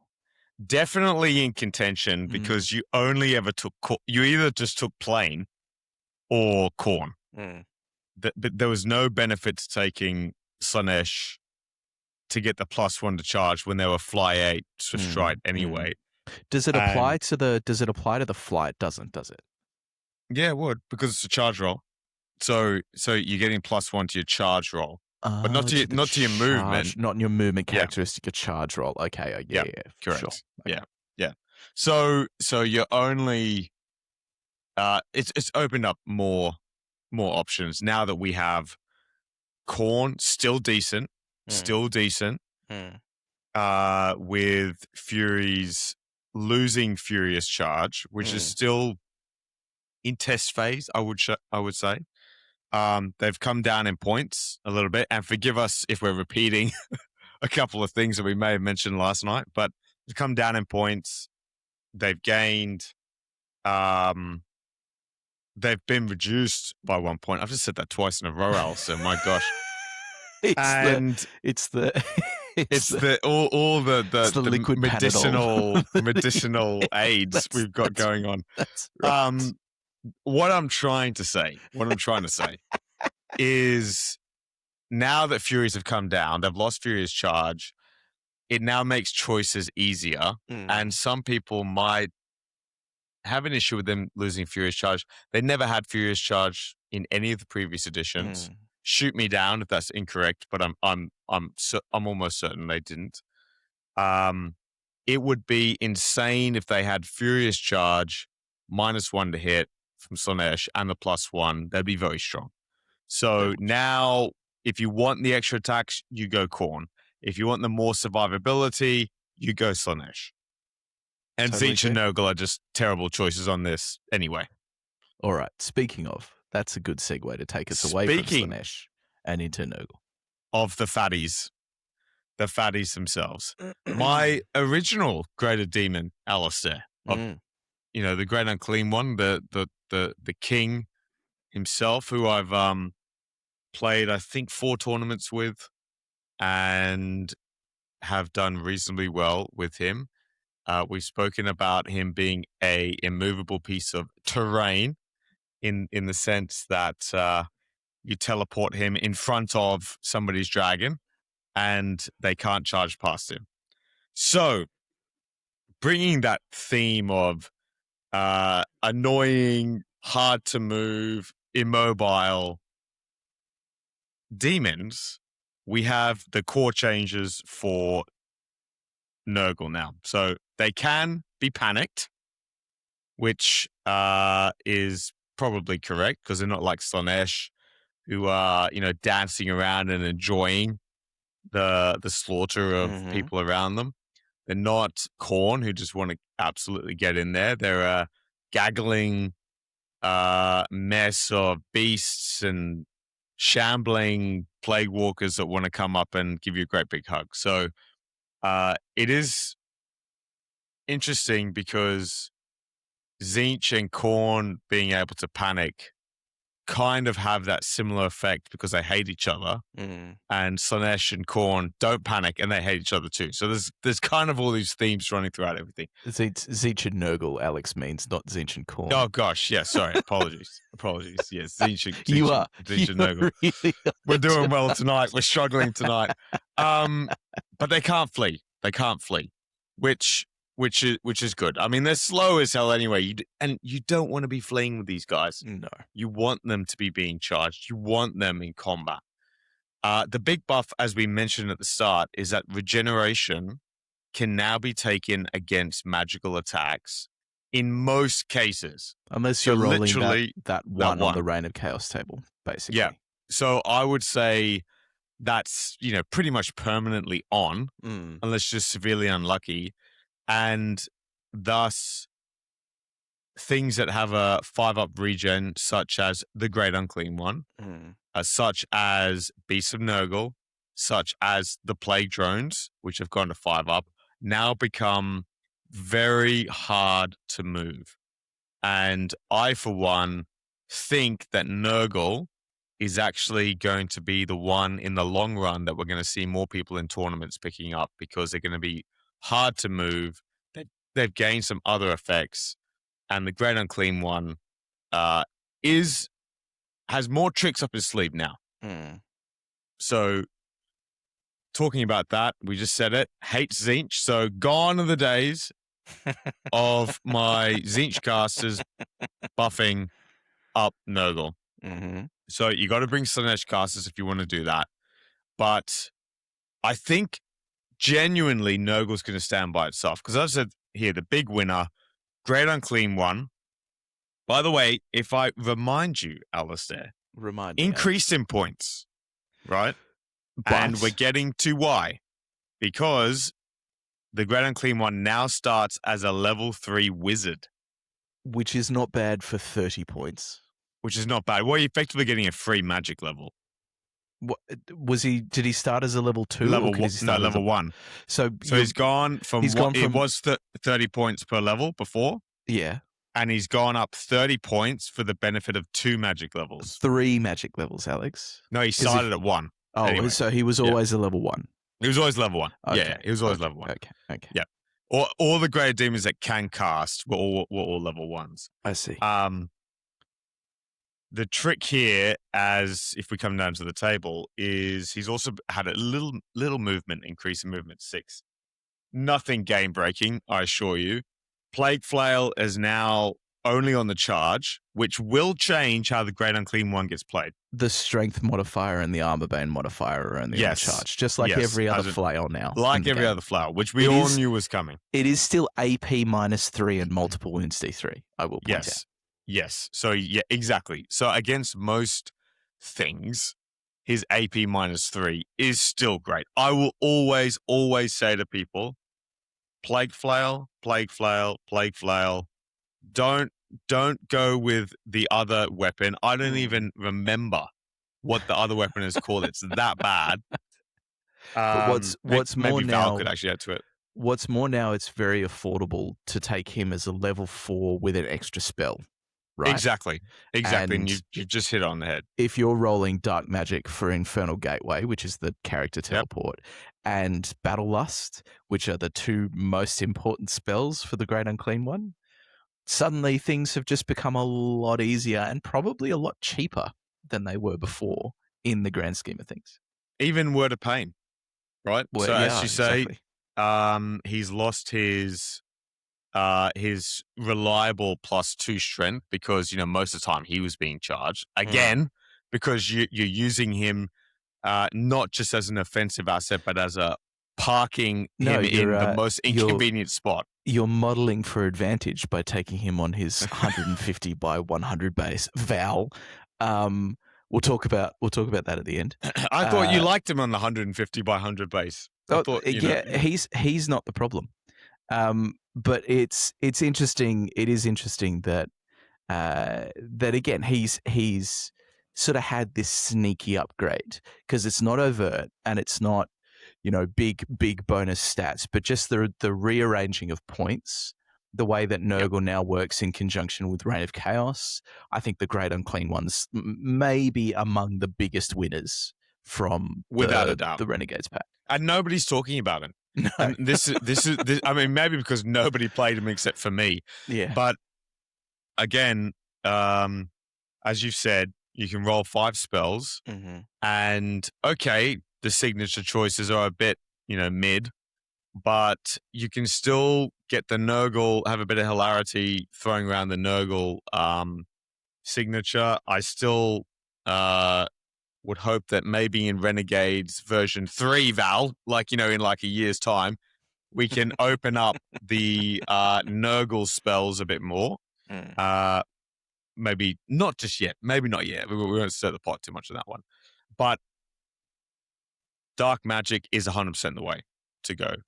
And by the way, Trappings and Nurgle you can now cast spells with Trapping and Nurgle. So you can have a toughness 7, 4 up armor save, 5 up ward, 5 up regen, and the 5 up regen's on most of the time.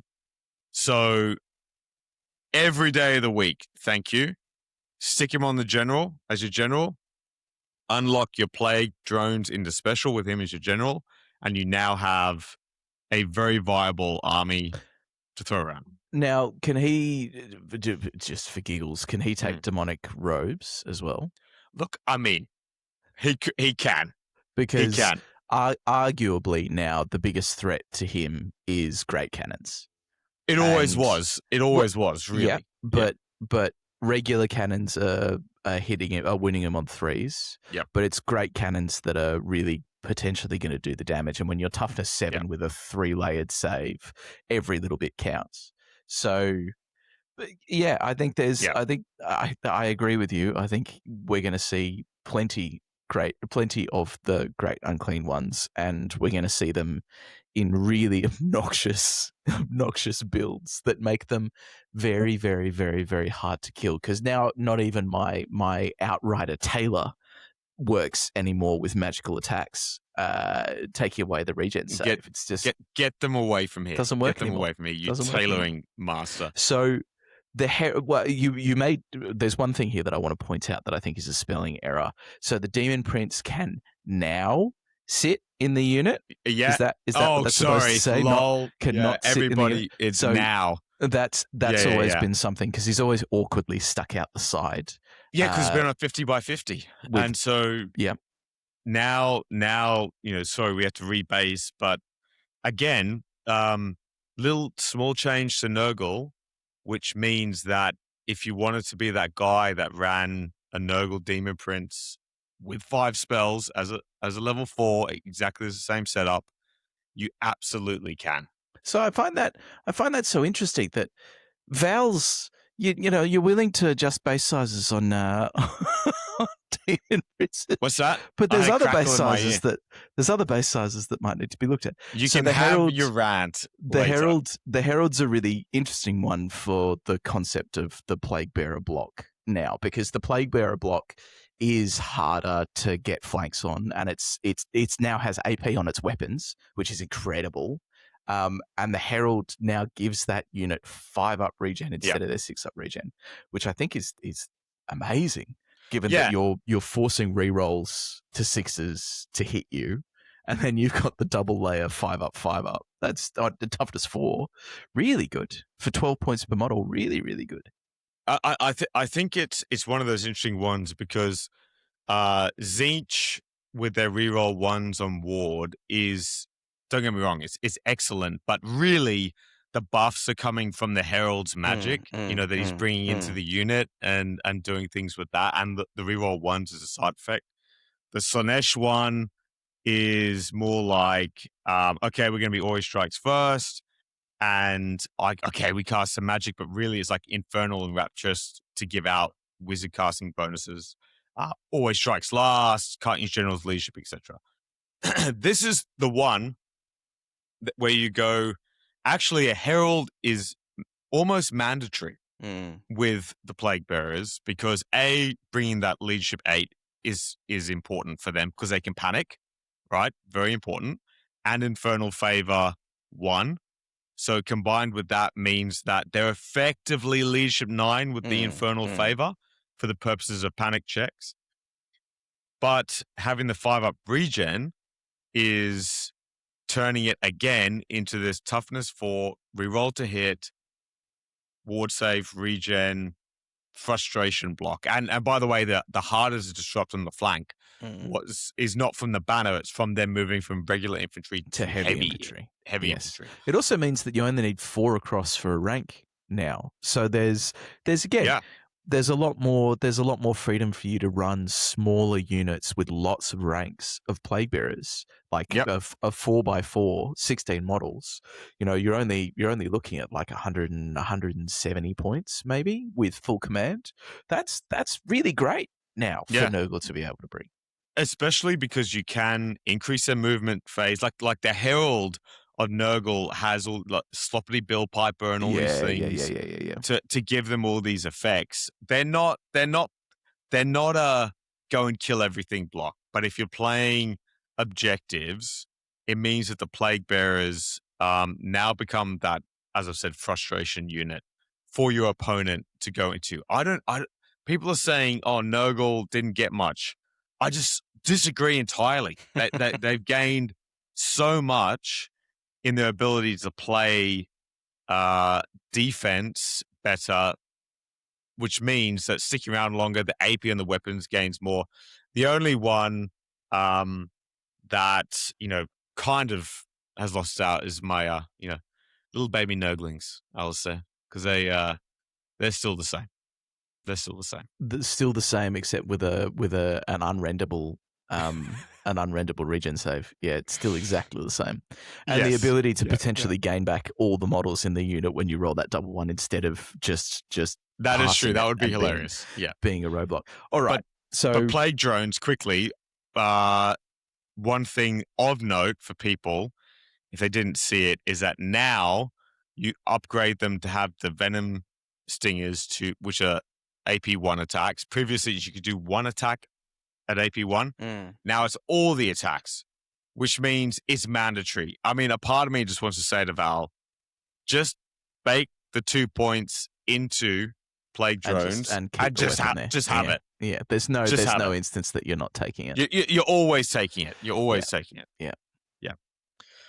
So, yes, like to see it. Maybe, I don't know, double Great Unclean one, I'll say. Is that coming? Guess we'll find out, Alex. Probably not. One on a 50, but one on a 50 by 50 and one on a 150 by 100. Yes, I do think, because I've got a Nurgle Demon Prince ready to go from, remember when we played I remember the teams? Yeah. And I got absolutely demolished. Year of the Demon. The one thing that Val is trying to work out with Nurgle too is the Icon of Eternal Virulence. That is a terrible banner. And he hasn't changed it, but it's 50 points and you get an extra combat res when you do an unsaved wound with a poisoned attack. So it's probably a little easier to do in a block of Plague Bearers now.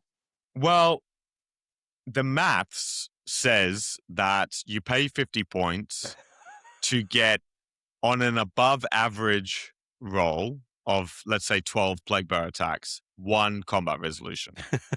That's with the AP one. So I think Val is open to suggestions, literally. Put them in the comments if you've got them. I'm struggling to think of one that's I wouldn't hate interest. To see it just instead be you poison attack on a 5+ instead of a 6+. So funnily enough, I ran the maths on that also. Yeah. And it's roughly the same.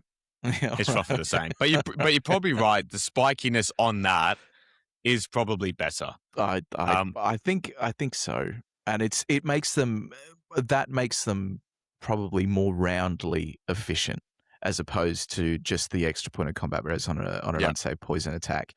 Only because again, you can take on things that are a little bit tougher with more confidence that you're going to do more.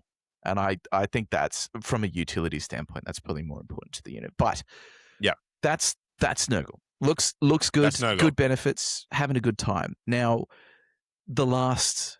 Oh, we've saved the best. The one I'm truly upset about. Oh, the big daddy Khorne. I have to say, I am so happy that I printed out a monstrously sized Bloodthirster on a 50 by 50 base. On a 50, you can have your rant in a second, LC. You can have your rant in a second. We're gonna press on. Automatically passes panic. We've said it like 5 times now.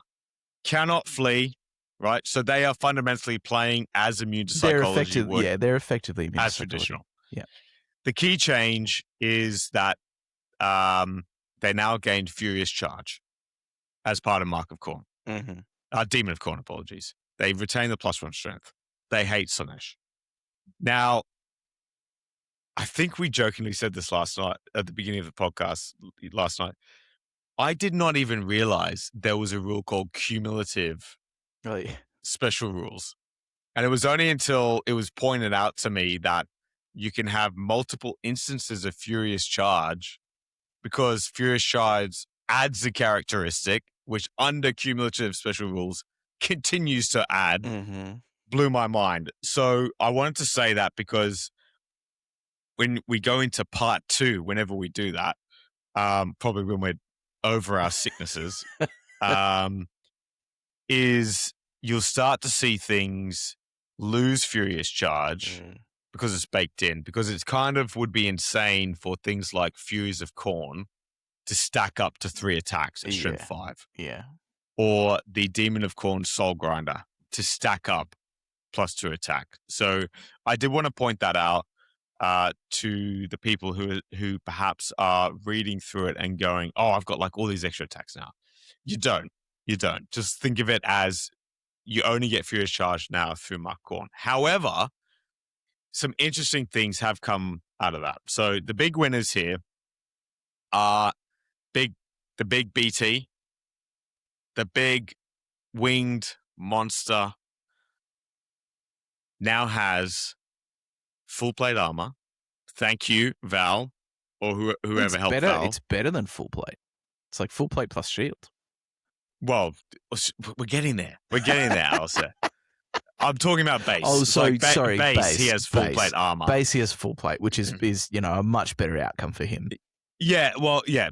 Base, he has full plate armor. But what? Okay, we'll go there. Fine, we'll go there. In the Gifts of Khorne, what's happened is Val has changed Armor of Khorne to be what it was in, I want to say 7th edition, which was just a flat 3-up armor save. It was useless. Again, PSA useless in the Renegades pack because it gave you an all, a constant 5-up ward save. We had that all the time. Yeah. I mean, maybe there could be an argument made that like there's a pseudo investment now that, the ward save kind of fluctuates on a 1. Please God, no, Val. Just keep it as is. But I think that was why it existed in the first place in the actual original pack, was because you couldn't guarantee your ward save against magical attacks. And so it was giving you the option to sustain the immutable. But as soon as Val made a very sensible decision to have the ward save not be, vanquishable by magical attacks, it suddenly became the most useless item in the game. Yeah, for sure. He's also given the Lash of Khorne as a base. So again, the Bloodthirster has not had a points increase. Maybe as we talk through this, we'll end up convincing ourselves he might get bumped up a little bit. But the Lash of Khorne gets included. That's little bit. That's the +1 attack. That's the +1 attack. Always strikes first, etc. he's got +1 on his impact hits now too, and we've discussed this before. The Bloodthirster is the only graded demon, perhaps the only behemoth in the game that has the ability to charge a combat block, do impact hits at AP2, let's say scores 2 wounds, get challenged out, murder the unit champion, and be sitting on, 8 combat res. The only other thing that popped into my head that allows it is a skink priest on an ancient stegodon. And the stegodon gets impact hits, and then the skink priest, if it has hammer hand, hits at the same time as all the other skinks that are on the back of the ancient stegodon. That said, that's not 8 weapon skill 10 strength, 8 AP -3 exactly. monster slaying blow, killing blow attacks. Yeah, right? Or multi-wound D3 with blood flail. I think that the point we made in the original video was, if you have a blood flail, or even a great axe, really, AP -3, you're getting the maximum overkill. You're absolutely getting the maximum overkill most of the time. So the Bloodthirster has this ability. No Swift Stride, right? Which I agree with, and people I know we had commenters in the last one saying everyone else has it. I just think that the role of the Bloodthirster in the games that I've played with him, in the lore, is not to be this really agile creature, to be this thunderous brawler that targets out the enemy dragon to say, I'm going to go kill that. The biggest skull, right? Yeah, the biggest thing it can. And so where I see the Bloodthirster going is very much to be like, okay, so if I'm playing against your Dark Elf dragon, or any other big dragons, or any other big bads, I can use him defensively by saying, I don't have Swift Stride, I'm not going to outrange you, right? But perhaps in an objective-based game with strategic locations and baggage trains and everything like that, I'm going to position him that if you charge me and I have unbreakable demonic units, I am charging you next turn with a 8 attack, monster slaying, great axe wielding, weapon skill 10, Bloodthirster. And if you're locked in combat, I'm coming to kill you, right? I think the only time anyone I've ever experienced a dragon flee from one of my charges was Mark Hurwitz, and my Bloodthirster had Battle Lust, like Demonic Vigor, like all these things like stacked on him, and Mark just went, probably not. Yeah. And had to flee with this dragon. So what do you mean? What do you mean? And unfortunately, I didn't catch him on the flee. But that's where I see the Bloodthirster playing, is in this role. So now that he's got his access to better armor, you can really get him stuck in and doing things. He's not going to die to just ridiculous things like a Bloodthirster dying to stomps. Always has haunted me, right? When he's meant to be this armored, massive beast of Khorne. Yeah, and I think that's important to point out, because previously when you were stomped to death, you had a 5+ armor save and a 5+ ward. And it's, we all know how easy it is to muck that up. And, you've taken a couple of wounds from the attacks, and then the stomps just finish you off. This time, and frankly, I don't, unless you're really paying for a budget build at lower points, the way that I think we're going to see Bloodthirsters is with that 3-up armor save and with a great axe of Khorne, for reasons I'll go into in a second. But the stomps against the 3-up armor save now, you might still take if you've got hits last, or strikes last with the great axe, because it is strikes last. If you're hitting after everything else, you might still take 3-4 wounds from the dragon and its rider. And then when they're finished doing that, and you get the chance to roll all of your attacks that are hitting on 3s, re-rolling to hit, and a single 6 ruins their day. Not to mention if you get multiple 6s on that great axe of Khorne, I don't see it sort of being taken anywhere else. And then if God forbid they survive, or because you're striking last, they get to stomp at the same time as you make your attacks, the stomps still aren't going to kill you. You've got a 3-up armor save. You'll scoot away on your potentially minimal wounds if things go bad for you, but you're very likely to have just murdered a 500-point dragon. And I think that's a really important one to point out. And you're absolutely right. It's not an alpha strike tool. So the Bloodthirster is not a subtle, I'm going to pick and be really quick and everything else. That's what the Keeper of Secrets is for. It's to weave in between and do everything else. The Bloodthirster is literally there to put a target on something's head and then stand over your army while your army seeks its own glory and looks for those opportunities to take massive amounts of skulls by charging into a flank when you've engaged it with something else, or hitting those big things that have no other choice but to come in on you. And I think that's really, really, really, really, really important to understand. I also think it's important to point out that the Great Axe, all this monster slaying, like 7 attacks, etc., existed already, even in the Legacy PDF. The monster slaying part of it did, but it now also has Killing Blow. It does also have Killing Blow. Yes, it does. I mean, I do agree with Val. We're talking about an axe the size of like a school bus. Yeah. And it seems kind of ludicrous. It should have a base size appropriate to it as well. But I was coughing. I couldn't hear you say your last bit. The point's a good one, right? Like this is. But the armor has unlocked. Yeah. This ability to now take various.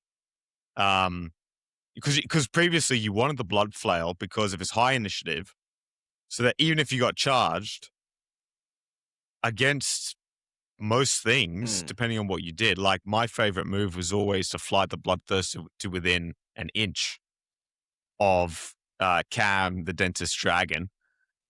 So we were striking at the same time. Yeah. And there was the protection in that, and now you don't need it. Now you can be a lot more confident in your play with the Bloodthirster, which is how the Bloodthirster should play. It should play with confidence. It should not be something that you're holding back because you're terrified that something's going to happen to it. It should be something that you go into a combat 95% sure that you're going to get the best out of it. And I do like the fact, like the D3 +1 impact hits.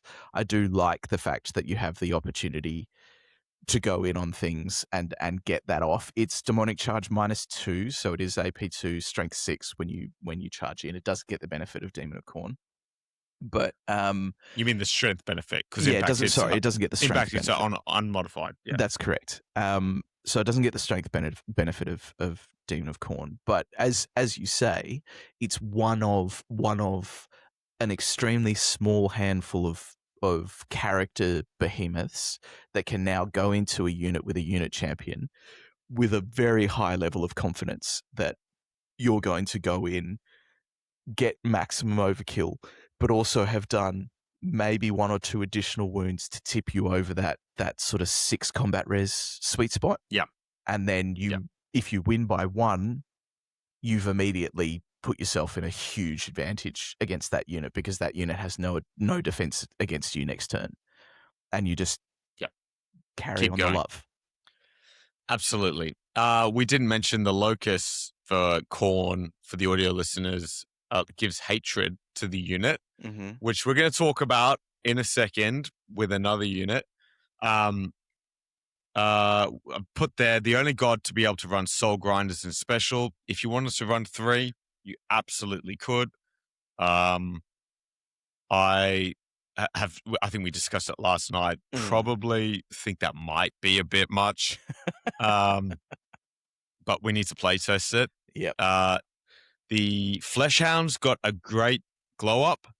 So they a lot again, people maybe have skipped over this because it's not actually a unit profile in the entry. But Val has given them the Talons, which are a weapon entry within Demons, which is what the Furies have. So now basically Fleshhounds are AP1 in combat. Which is so much better than they were. because they so were much nothing. They were armor bane. no, One. they'd charge into you and pillow fight you, and then you'd win combat res by killing insane. 3 or 4 of them plus all your passive, and they would It just was die. absolutely insane. But now they come in with 3 attacks at AP 1 with each. Furious Charge. Yep.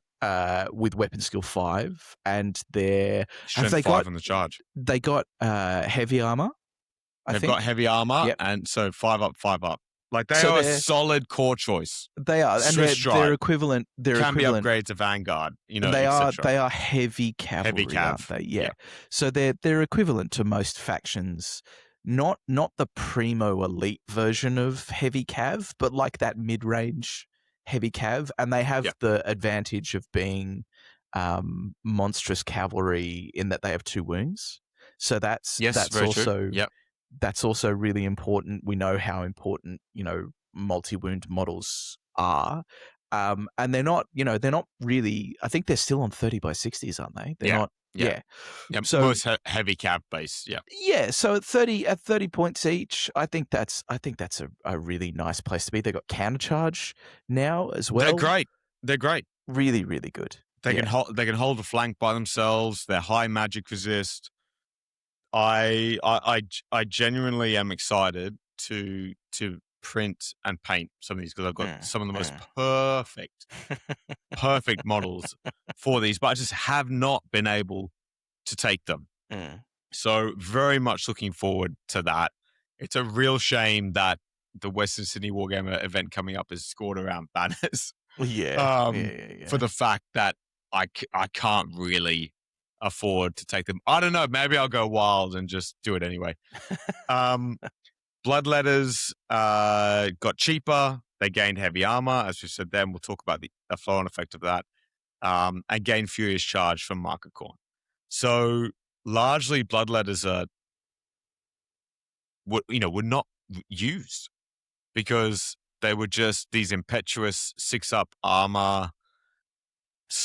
Only their movement 5, which is interesting, weapon skill 5. They just never packed enough of a punch to be able to go in and actually do a lot of damage. So now that you're getting Furious Charge, now that you can give them hatred if you want to roll your Herald in there. Again, now a Khorne Demon Prince, if you wanted to put a Khorne Demon Prince in there, can go in there and provide Infernal Favor 2, yada, yada, yada. I mean, I didn't even put it here. A Khorne Demon Prince now is actually a very viable option for just a skirmishing combat lord. Yeah. Right? You can load them up with 2 sets of many arms and a Axe of Khorne, and he can roll around as AP2, Killing Blow. What's that? 8 attacks with Furious Charge. What's not to love about that? Web skill 7, Fly 9, No Switch Stride.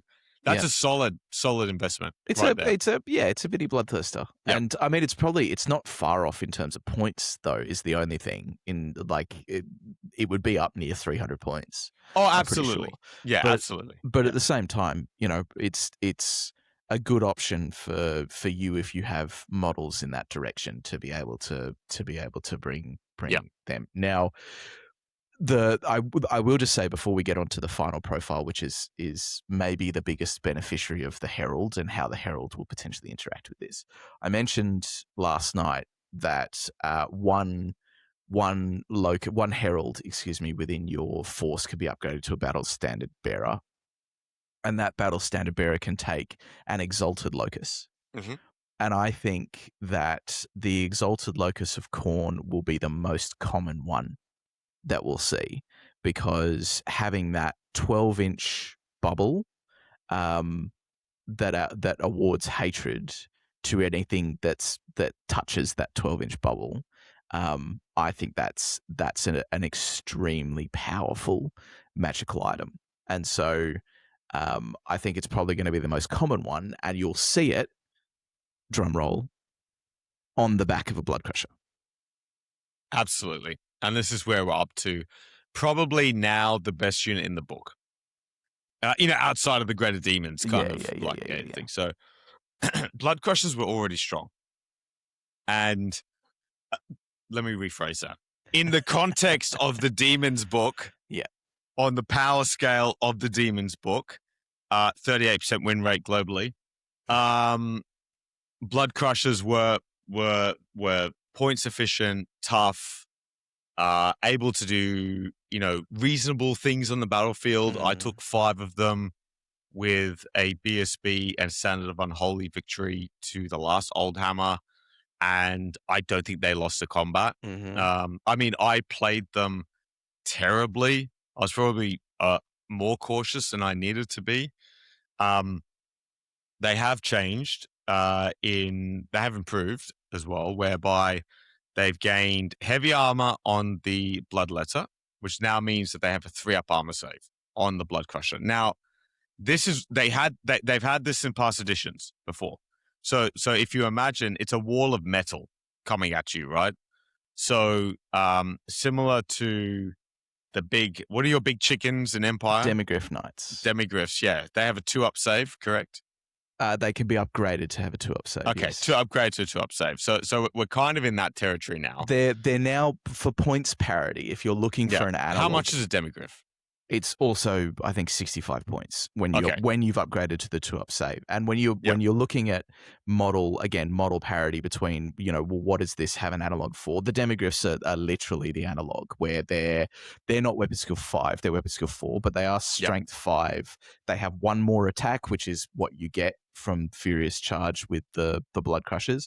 They have a few other rules, but they share things like First Charge.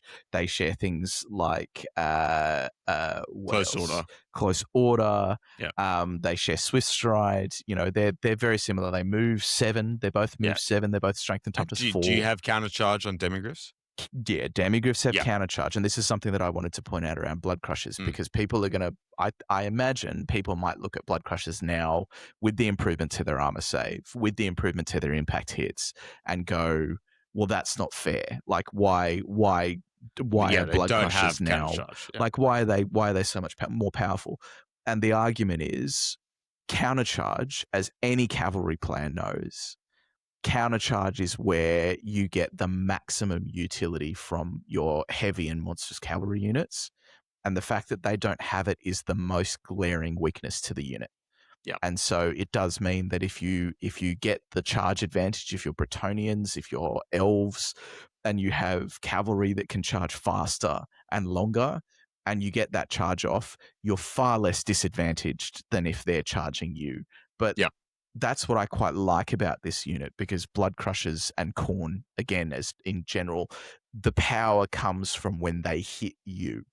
When they're coming at you, when they're fighting. When they have the opportunity to seize the initiative and to hit you and to go in. And it's very Khorne that it's all that violence front-loaded into when they move to combat you. But if you're able to get to them first, then you're going to see a lot less disadvantage. And I think that's an important part of this unit. Yeah, and I put their auto include in every list. They definitely are your absolute shock unit, even more so than a Soul Grinder, because again the AP2 impact hits are great. It always felt weird when you kind of thundered in on a heavy metal beast, which is probably moving faster than a heavy chariot, and it was like no impact hits, no AP on the impact hits. That was always weird. Now they do have the option. One of the banners of Khorne is the equivalent of Totem of Wrath, which if you play in a scene where the Totem of Wrath AP can be increased on impact hits like we do, that is a viable choice. I don't think they need it. Like I think they're good. I actually think Val has got the essence of this unit right. The only clarification I think we had potentially was, does the Rider and the Bloodcrusher get Furious Charge? I mean, lore-wise, they're both demons of Khorne, but I can see why people might say, oh, there's, all these extra attacks coming at you. Alistair, I'm going to get hunted for this. I actually think they should get increased in points and go to 70 points a model. I'm not going to disagree with you.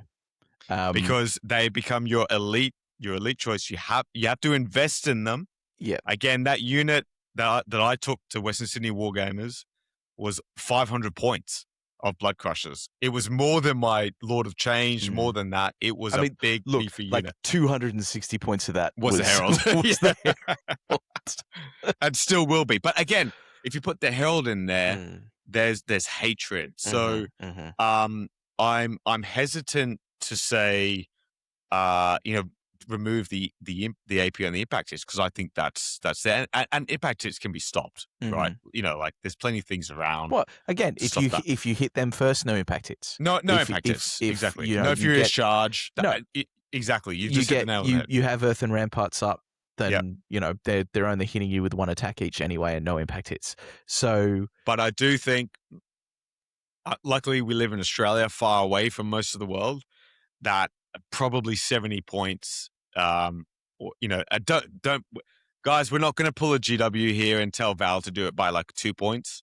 Wow, that's going to make a massive difference. Well, but don't make it a feel bad for your opponent. Like, I think make it more expensive. I think the Bloodcrushers, honestly, the Bloodcrushers could probably stay at 65. I actually think it might be the Herald that needs to be looked at. Think of it in that way, like increase the Herald by 10 points. Maybe it needs to be the Herald that needs to see a jump. And the only reason that I say that is hatred is probably one of the most powerful abilities in the game. And I say this fully. We were having this conversation in the 2+ Discord today. I say this after fully expecting to lobby Val to reinstate army-wide hatred for titles.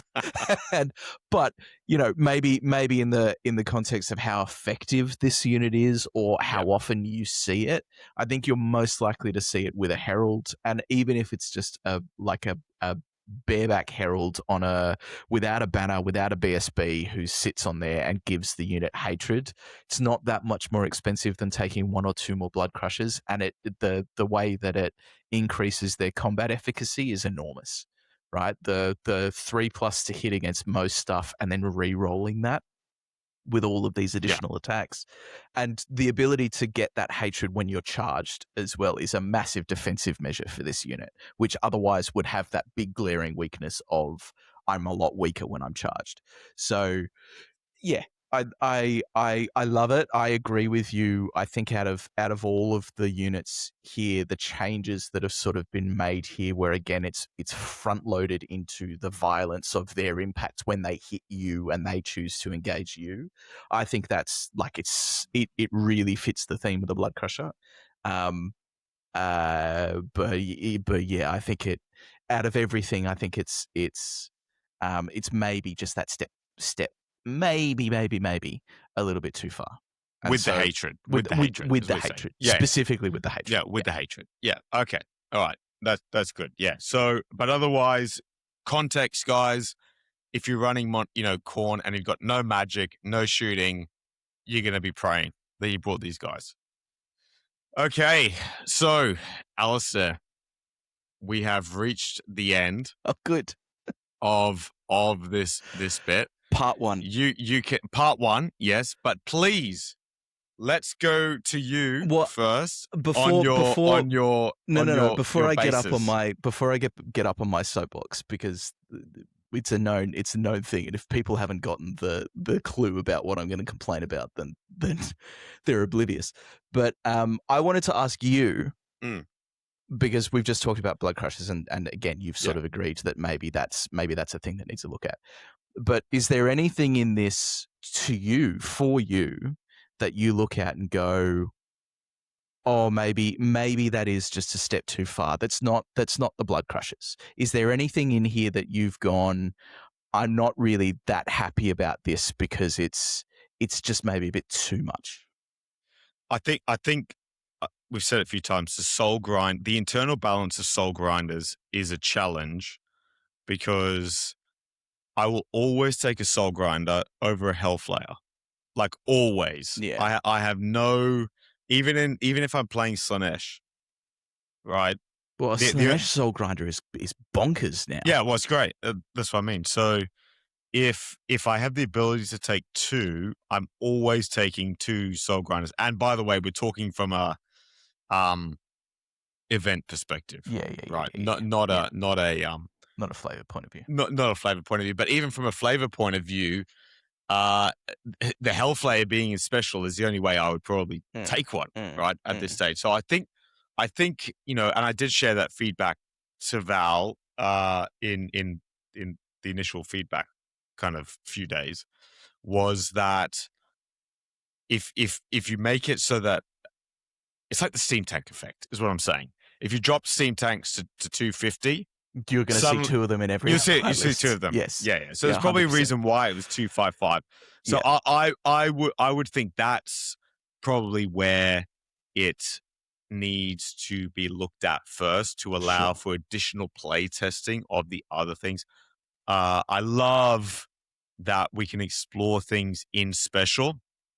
It's a bit hard with that for Khorne because, as Val said, we may end up with additional, like just multiple cannons, right? Like 3 cannons. Well, that was his point, right? Around not putting skull cannons in the special Mm.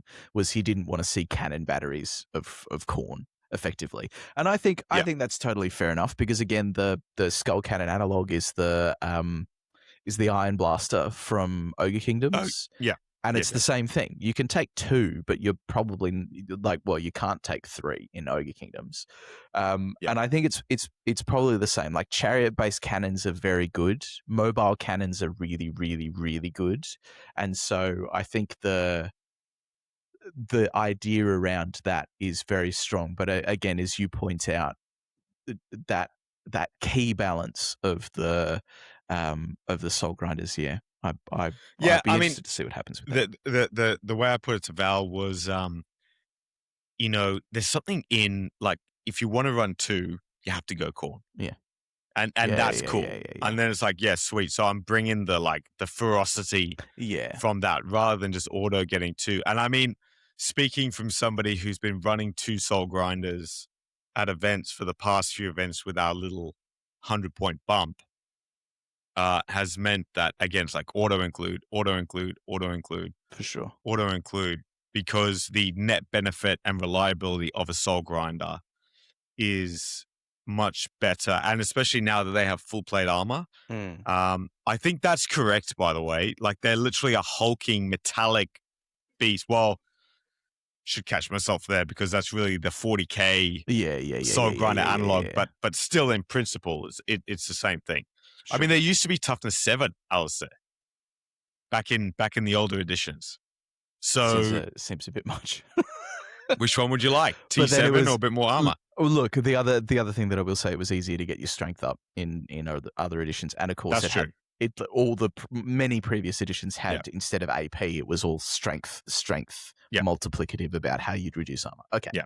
So other vibes though, since I'm speaking, on things to look at, probably is oh my god, I've forgotten the name of it. That the banner of Virilescence needs to be looked at because it's absolutely trashed here. We'll go to you, and then we'll end on my positive thoughts, Alistair. Okay, so the one glaring thing for me, having played against you and your egregious 3D prints, is the fact that the greater daemon base sizes have not been addressed, and I know perfectly Be specific. I know perfectly well that the reason why the base sizes for greater demons in the original Legends release was 50 by 50 up to the Storm of Chaos greater demons, which were on these massive bases, was the little baby like Great Unclean ones, which were like that tall. Exactly. Yeah. Was because historically greater demons were smaller models, and in previous editions they were littler. And it was only really sort of later that they were expanded out and they were given sort of slightly bigger and better rules. And then they were made on bigger bases as the game changed and everything else. But my point right now is that they are the only toughness 6 behemoths on 50 by 50 bases, the majority of them. I don't think the Greater Unclean one can go down that small. I thought he was like, can he? Okay, all right, well, fair enough. But the simple fact, but I'm the only one that runs them on a 150 by 100, apparently. I don't see why you wouldn't for a toughness 7 base like that, because you turn him into a brick, literally a brick that you put on the table, and other units can't go past it. But anyway, my point is they are the only 50 by 50 toughness 6 behemoths in the game. Now, particularly, I think the Keeper of Secrets is at real risk of feeling overpowered with how maneuverable it is on a 50 by 50, because you've effectively given a toughness 6 behemoth skirmish. And I don't say that lightly, but moving 10 lumbering, moving 10 reserve move lumbering, you can do so much with that to position yourself to then get really effective charges. And on that little base, moving between units, moving around terrain, it's a lot easier and it's a lot more straightforward. And I think on principle, it's really problematic to have that. So I think my preference would be to see demon base sizes to be standardized up to what every other behemoth usually is, which is 60 by 100, and have them have to deal with the sort of lagging tail of that larger base and the limited charge arc that it sort of provides, as well as the ability to be countered by going into your long side as opposed to your short front and side, and be more targetable by ranged weapons like cannons. I think that from a point of fairness is probably the place to be. But it's genuinely my fear with these boosts to the greater demons that continuing to have them on smaller bases is going to make people feel like they are overpowered, because the smaller base sizes have a multiplicative effect on how you can maneuver them, how easy it is to get out of arc with them, all the small things that a very good and conscious player like yourself will utilize with greater demons. I think there's a huge risk there, and it could just be me. Again, I play a lot against demons that more than other people do, but I think it's not going to take much for a canny general now, particularly, and again, it is the Keeper of Secrets I keep coming back to. Yep. It's not going to take much for a canny general to realize how to exploit that on a 50 by 50 base and leave some people feeling really uncomfortable. And it is again, it's just hypothetical, but it to me looks like something that needs to be fixed for demons. That's just me. And you know, in previous books, well, literally the previous book or in Legacy, they're so fragile with no rules that they needed that 50 by 50. But again, a Bloodthirster,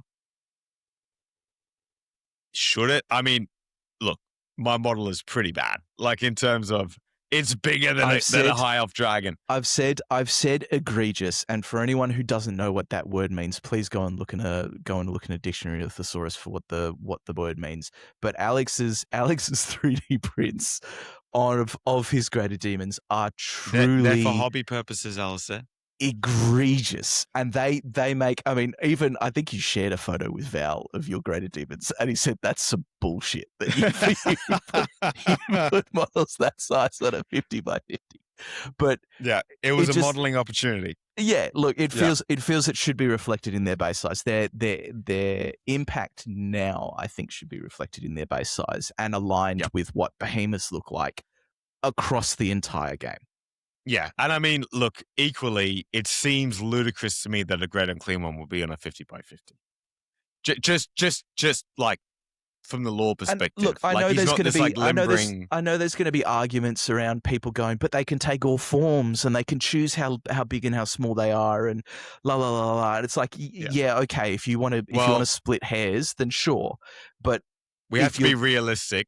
Yeah. The only Great Unclean one model, Bloodthirster models, Lord of Change models, Keeper of Secret models that you can buy right now are not in the Old World system. And those are some big beasties. Certainly are. Yeah. So I don't disagree at all entirely, because, you know, okay, it's on a 60 by 100, then away we go. right? And maybe maybe it's not even Val. Maybe it's I hate to say it, but like the Western Sydney Wargamer guys say that. But maybe Val should look maybe at it it. has to be event specific. Sure. But we can playtest it. Maybe we playtest it and we just say we'll put the Greater Demons on the 60x100s and see how they go. Well, the only thing that I will point out, we would be the only people talking about this, which is great. Definitely. But the other thing is, right, the minimums and maximums. It says there's a minimum value and a maximum value, which technically allows you to put them, provided that your sides are somewhere between that ratio, allows you to put them on any size base in between those values. And that's a really large amount of base diversity that you could potentially utilize, and maybe some problems caused as a result of that. But anyway, that's something for everybody to think about. But let's end on a nice high point for Demons. Yes. And then, well, talking about bases, just FYI, last thing on bases is please everybody who's playing Soul Grinders and the Great Unclean one, please check that the 150 is the first number, not the second number. So you should be 150 wide, right? I've seen so many photos of like them like straight on, and I'm just going like, what's going on there? Oh, I think it's like I'm not that guy that interrupts another person's tournament game. Say, hey mate, you're actually like facing the wrong way. I would do it if they were playing you, as in you were the one that were doing that. Yes, okay. We made it. We said we'd only do 30 minutes, and now we're an hour. I think this episode is going to be nearly 3 hours. 3 hours. No one is watching at this stage. Nobody is watching at this stage. That's okay. Well, Chris should never have said that. Let me cough. Okay, final wrap. Overall vibe, great stuff. Absolutely great stuff. My favorite changes are actually in Nurgle. Again, they're not being discussed. They make Nurgle feel what it should be, tough. Do Slaanesh feel like Slaanesh now? Yes, they do. They dodge around. Their weapon is speed. Thankfully, you can actually get some tricks. Siren Song works. Again, people, at the moment, it's an automatic within 6 inches range. Great for drawing and baiting and no leadership check mechanics, etc. Khorne, absolutely feeling great vibes. As we literally just spoke about, Tzeentch, still strong, right? So do I feel like overall Demons have had a lift? Yes, they definitely have. I do say to people, and I joked about it, 38% global win rate. Maybe we're heading for 45%, right? And I would urge people to do test games, provide feedback to Val in a constructive manner, right? Which is not, oh, my opponent rolled 4 up ward saves, 3, this is bullshit, or whatever. Well, probably in the next game, they're going to roll 1s, and they're not going to have any ward save against your part. I would urge people not to jump at the changes to immune psychology too quickly. Give demonic psychology a chance. We will be okay. We will be okay with the changes because demons need to have this dynamic flow. He's done a great job. This is the hardest one. I genuinely think this is the hardest one to do. I think vampire counts is going to be a real challenge. It's been the hardest one so far and will probably stand up there as amongst the most difficult, but vampire counts is going to be a real challenge. Well, let me rephrase it. I think this will be when we get to the end of our Renegade upgrade series and we're having a recap, I think we'll all look back and say the most changes quantity-based happened inside of Demons. And I'm glad that the temptation to just give them access to common magic items, we didn't even talk about that, was not taken. And thus, they're going to have to add some more. They're going to have to add these different items. The Lord of Change, yes, should have lore familiar, guys. It should. Right? It is a magic Behemoth. So that'll be my parting words. We're going to head towards some test games. We'll be rolling the random generator for Nurgle and Tzeentch, etc. And quite literally, we'll try out factions that hate each other to check how that feels. We'll try out Mono Khorne. We'll try out Mono Tzeentch, Magic Missile spam, etc. Your thoughts before we sign off? Yeah. Well, look, I'll wrap us up just by saying I think these are really commendable, thoughtful, interesting changes, and I think it's the reflection of all four of us at the Behemoths that we look at this and we admire the resistance to the desire to just default back to what was easiest, and instead, again, some extremely thoughtful, flavorful changes. And if this is the standard, then for us looking forward to what we can expect from Renegades updates from this point on, then I think it's an amazing place for everyone to be. And if you don't like Renegades and you're still somehow at the end of a 3-hour video talking about demons, then maybe you can just find yourself another thing to play with, and you just don't worry about Renegades. But in the context of Renegades being in play, being part of the game, and a really important part of the game to a large section of the Warhammer population that has these armies that you can't play otherwise, I think it's really amazing.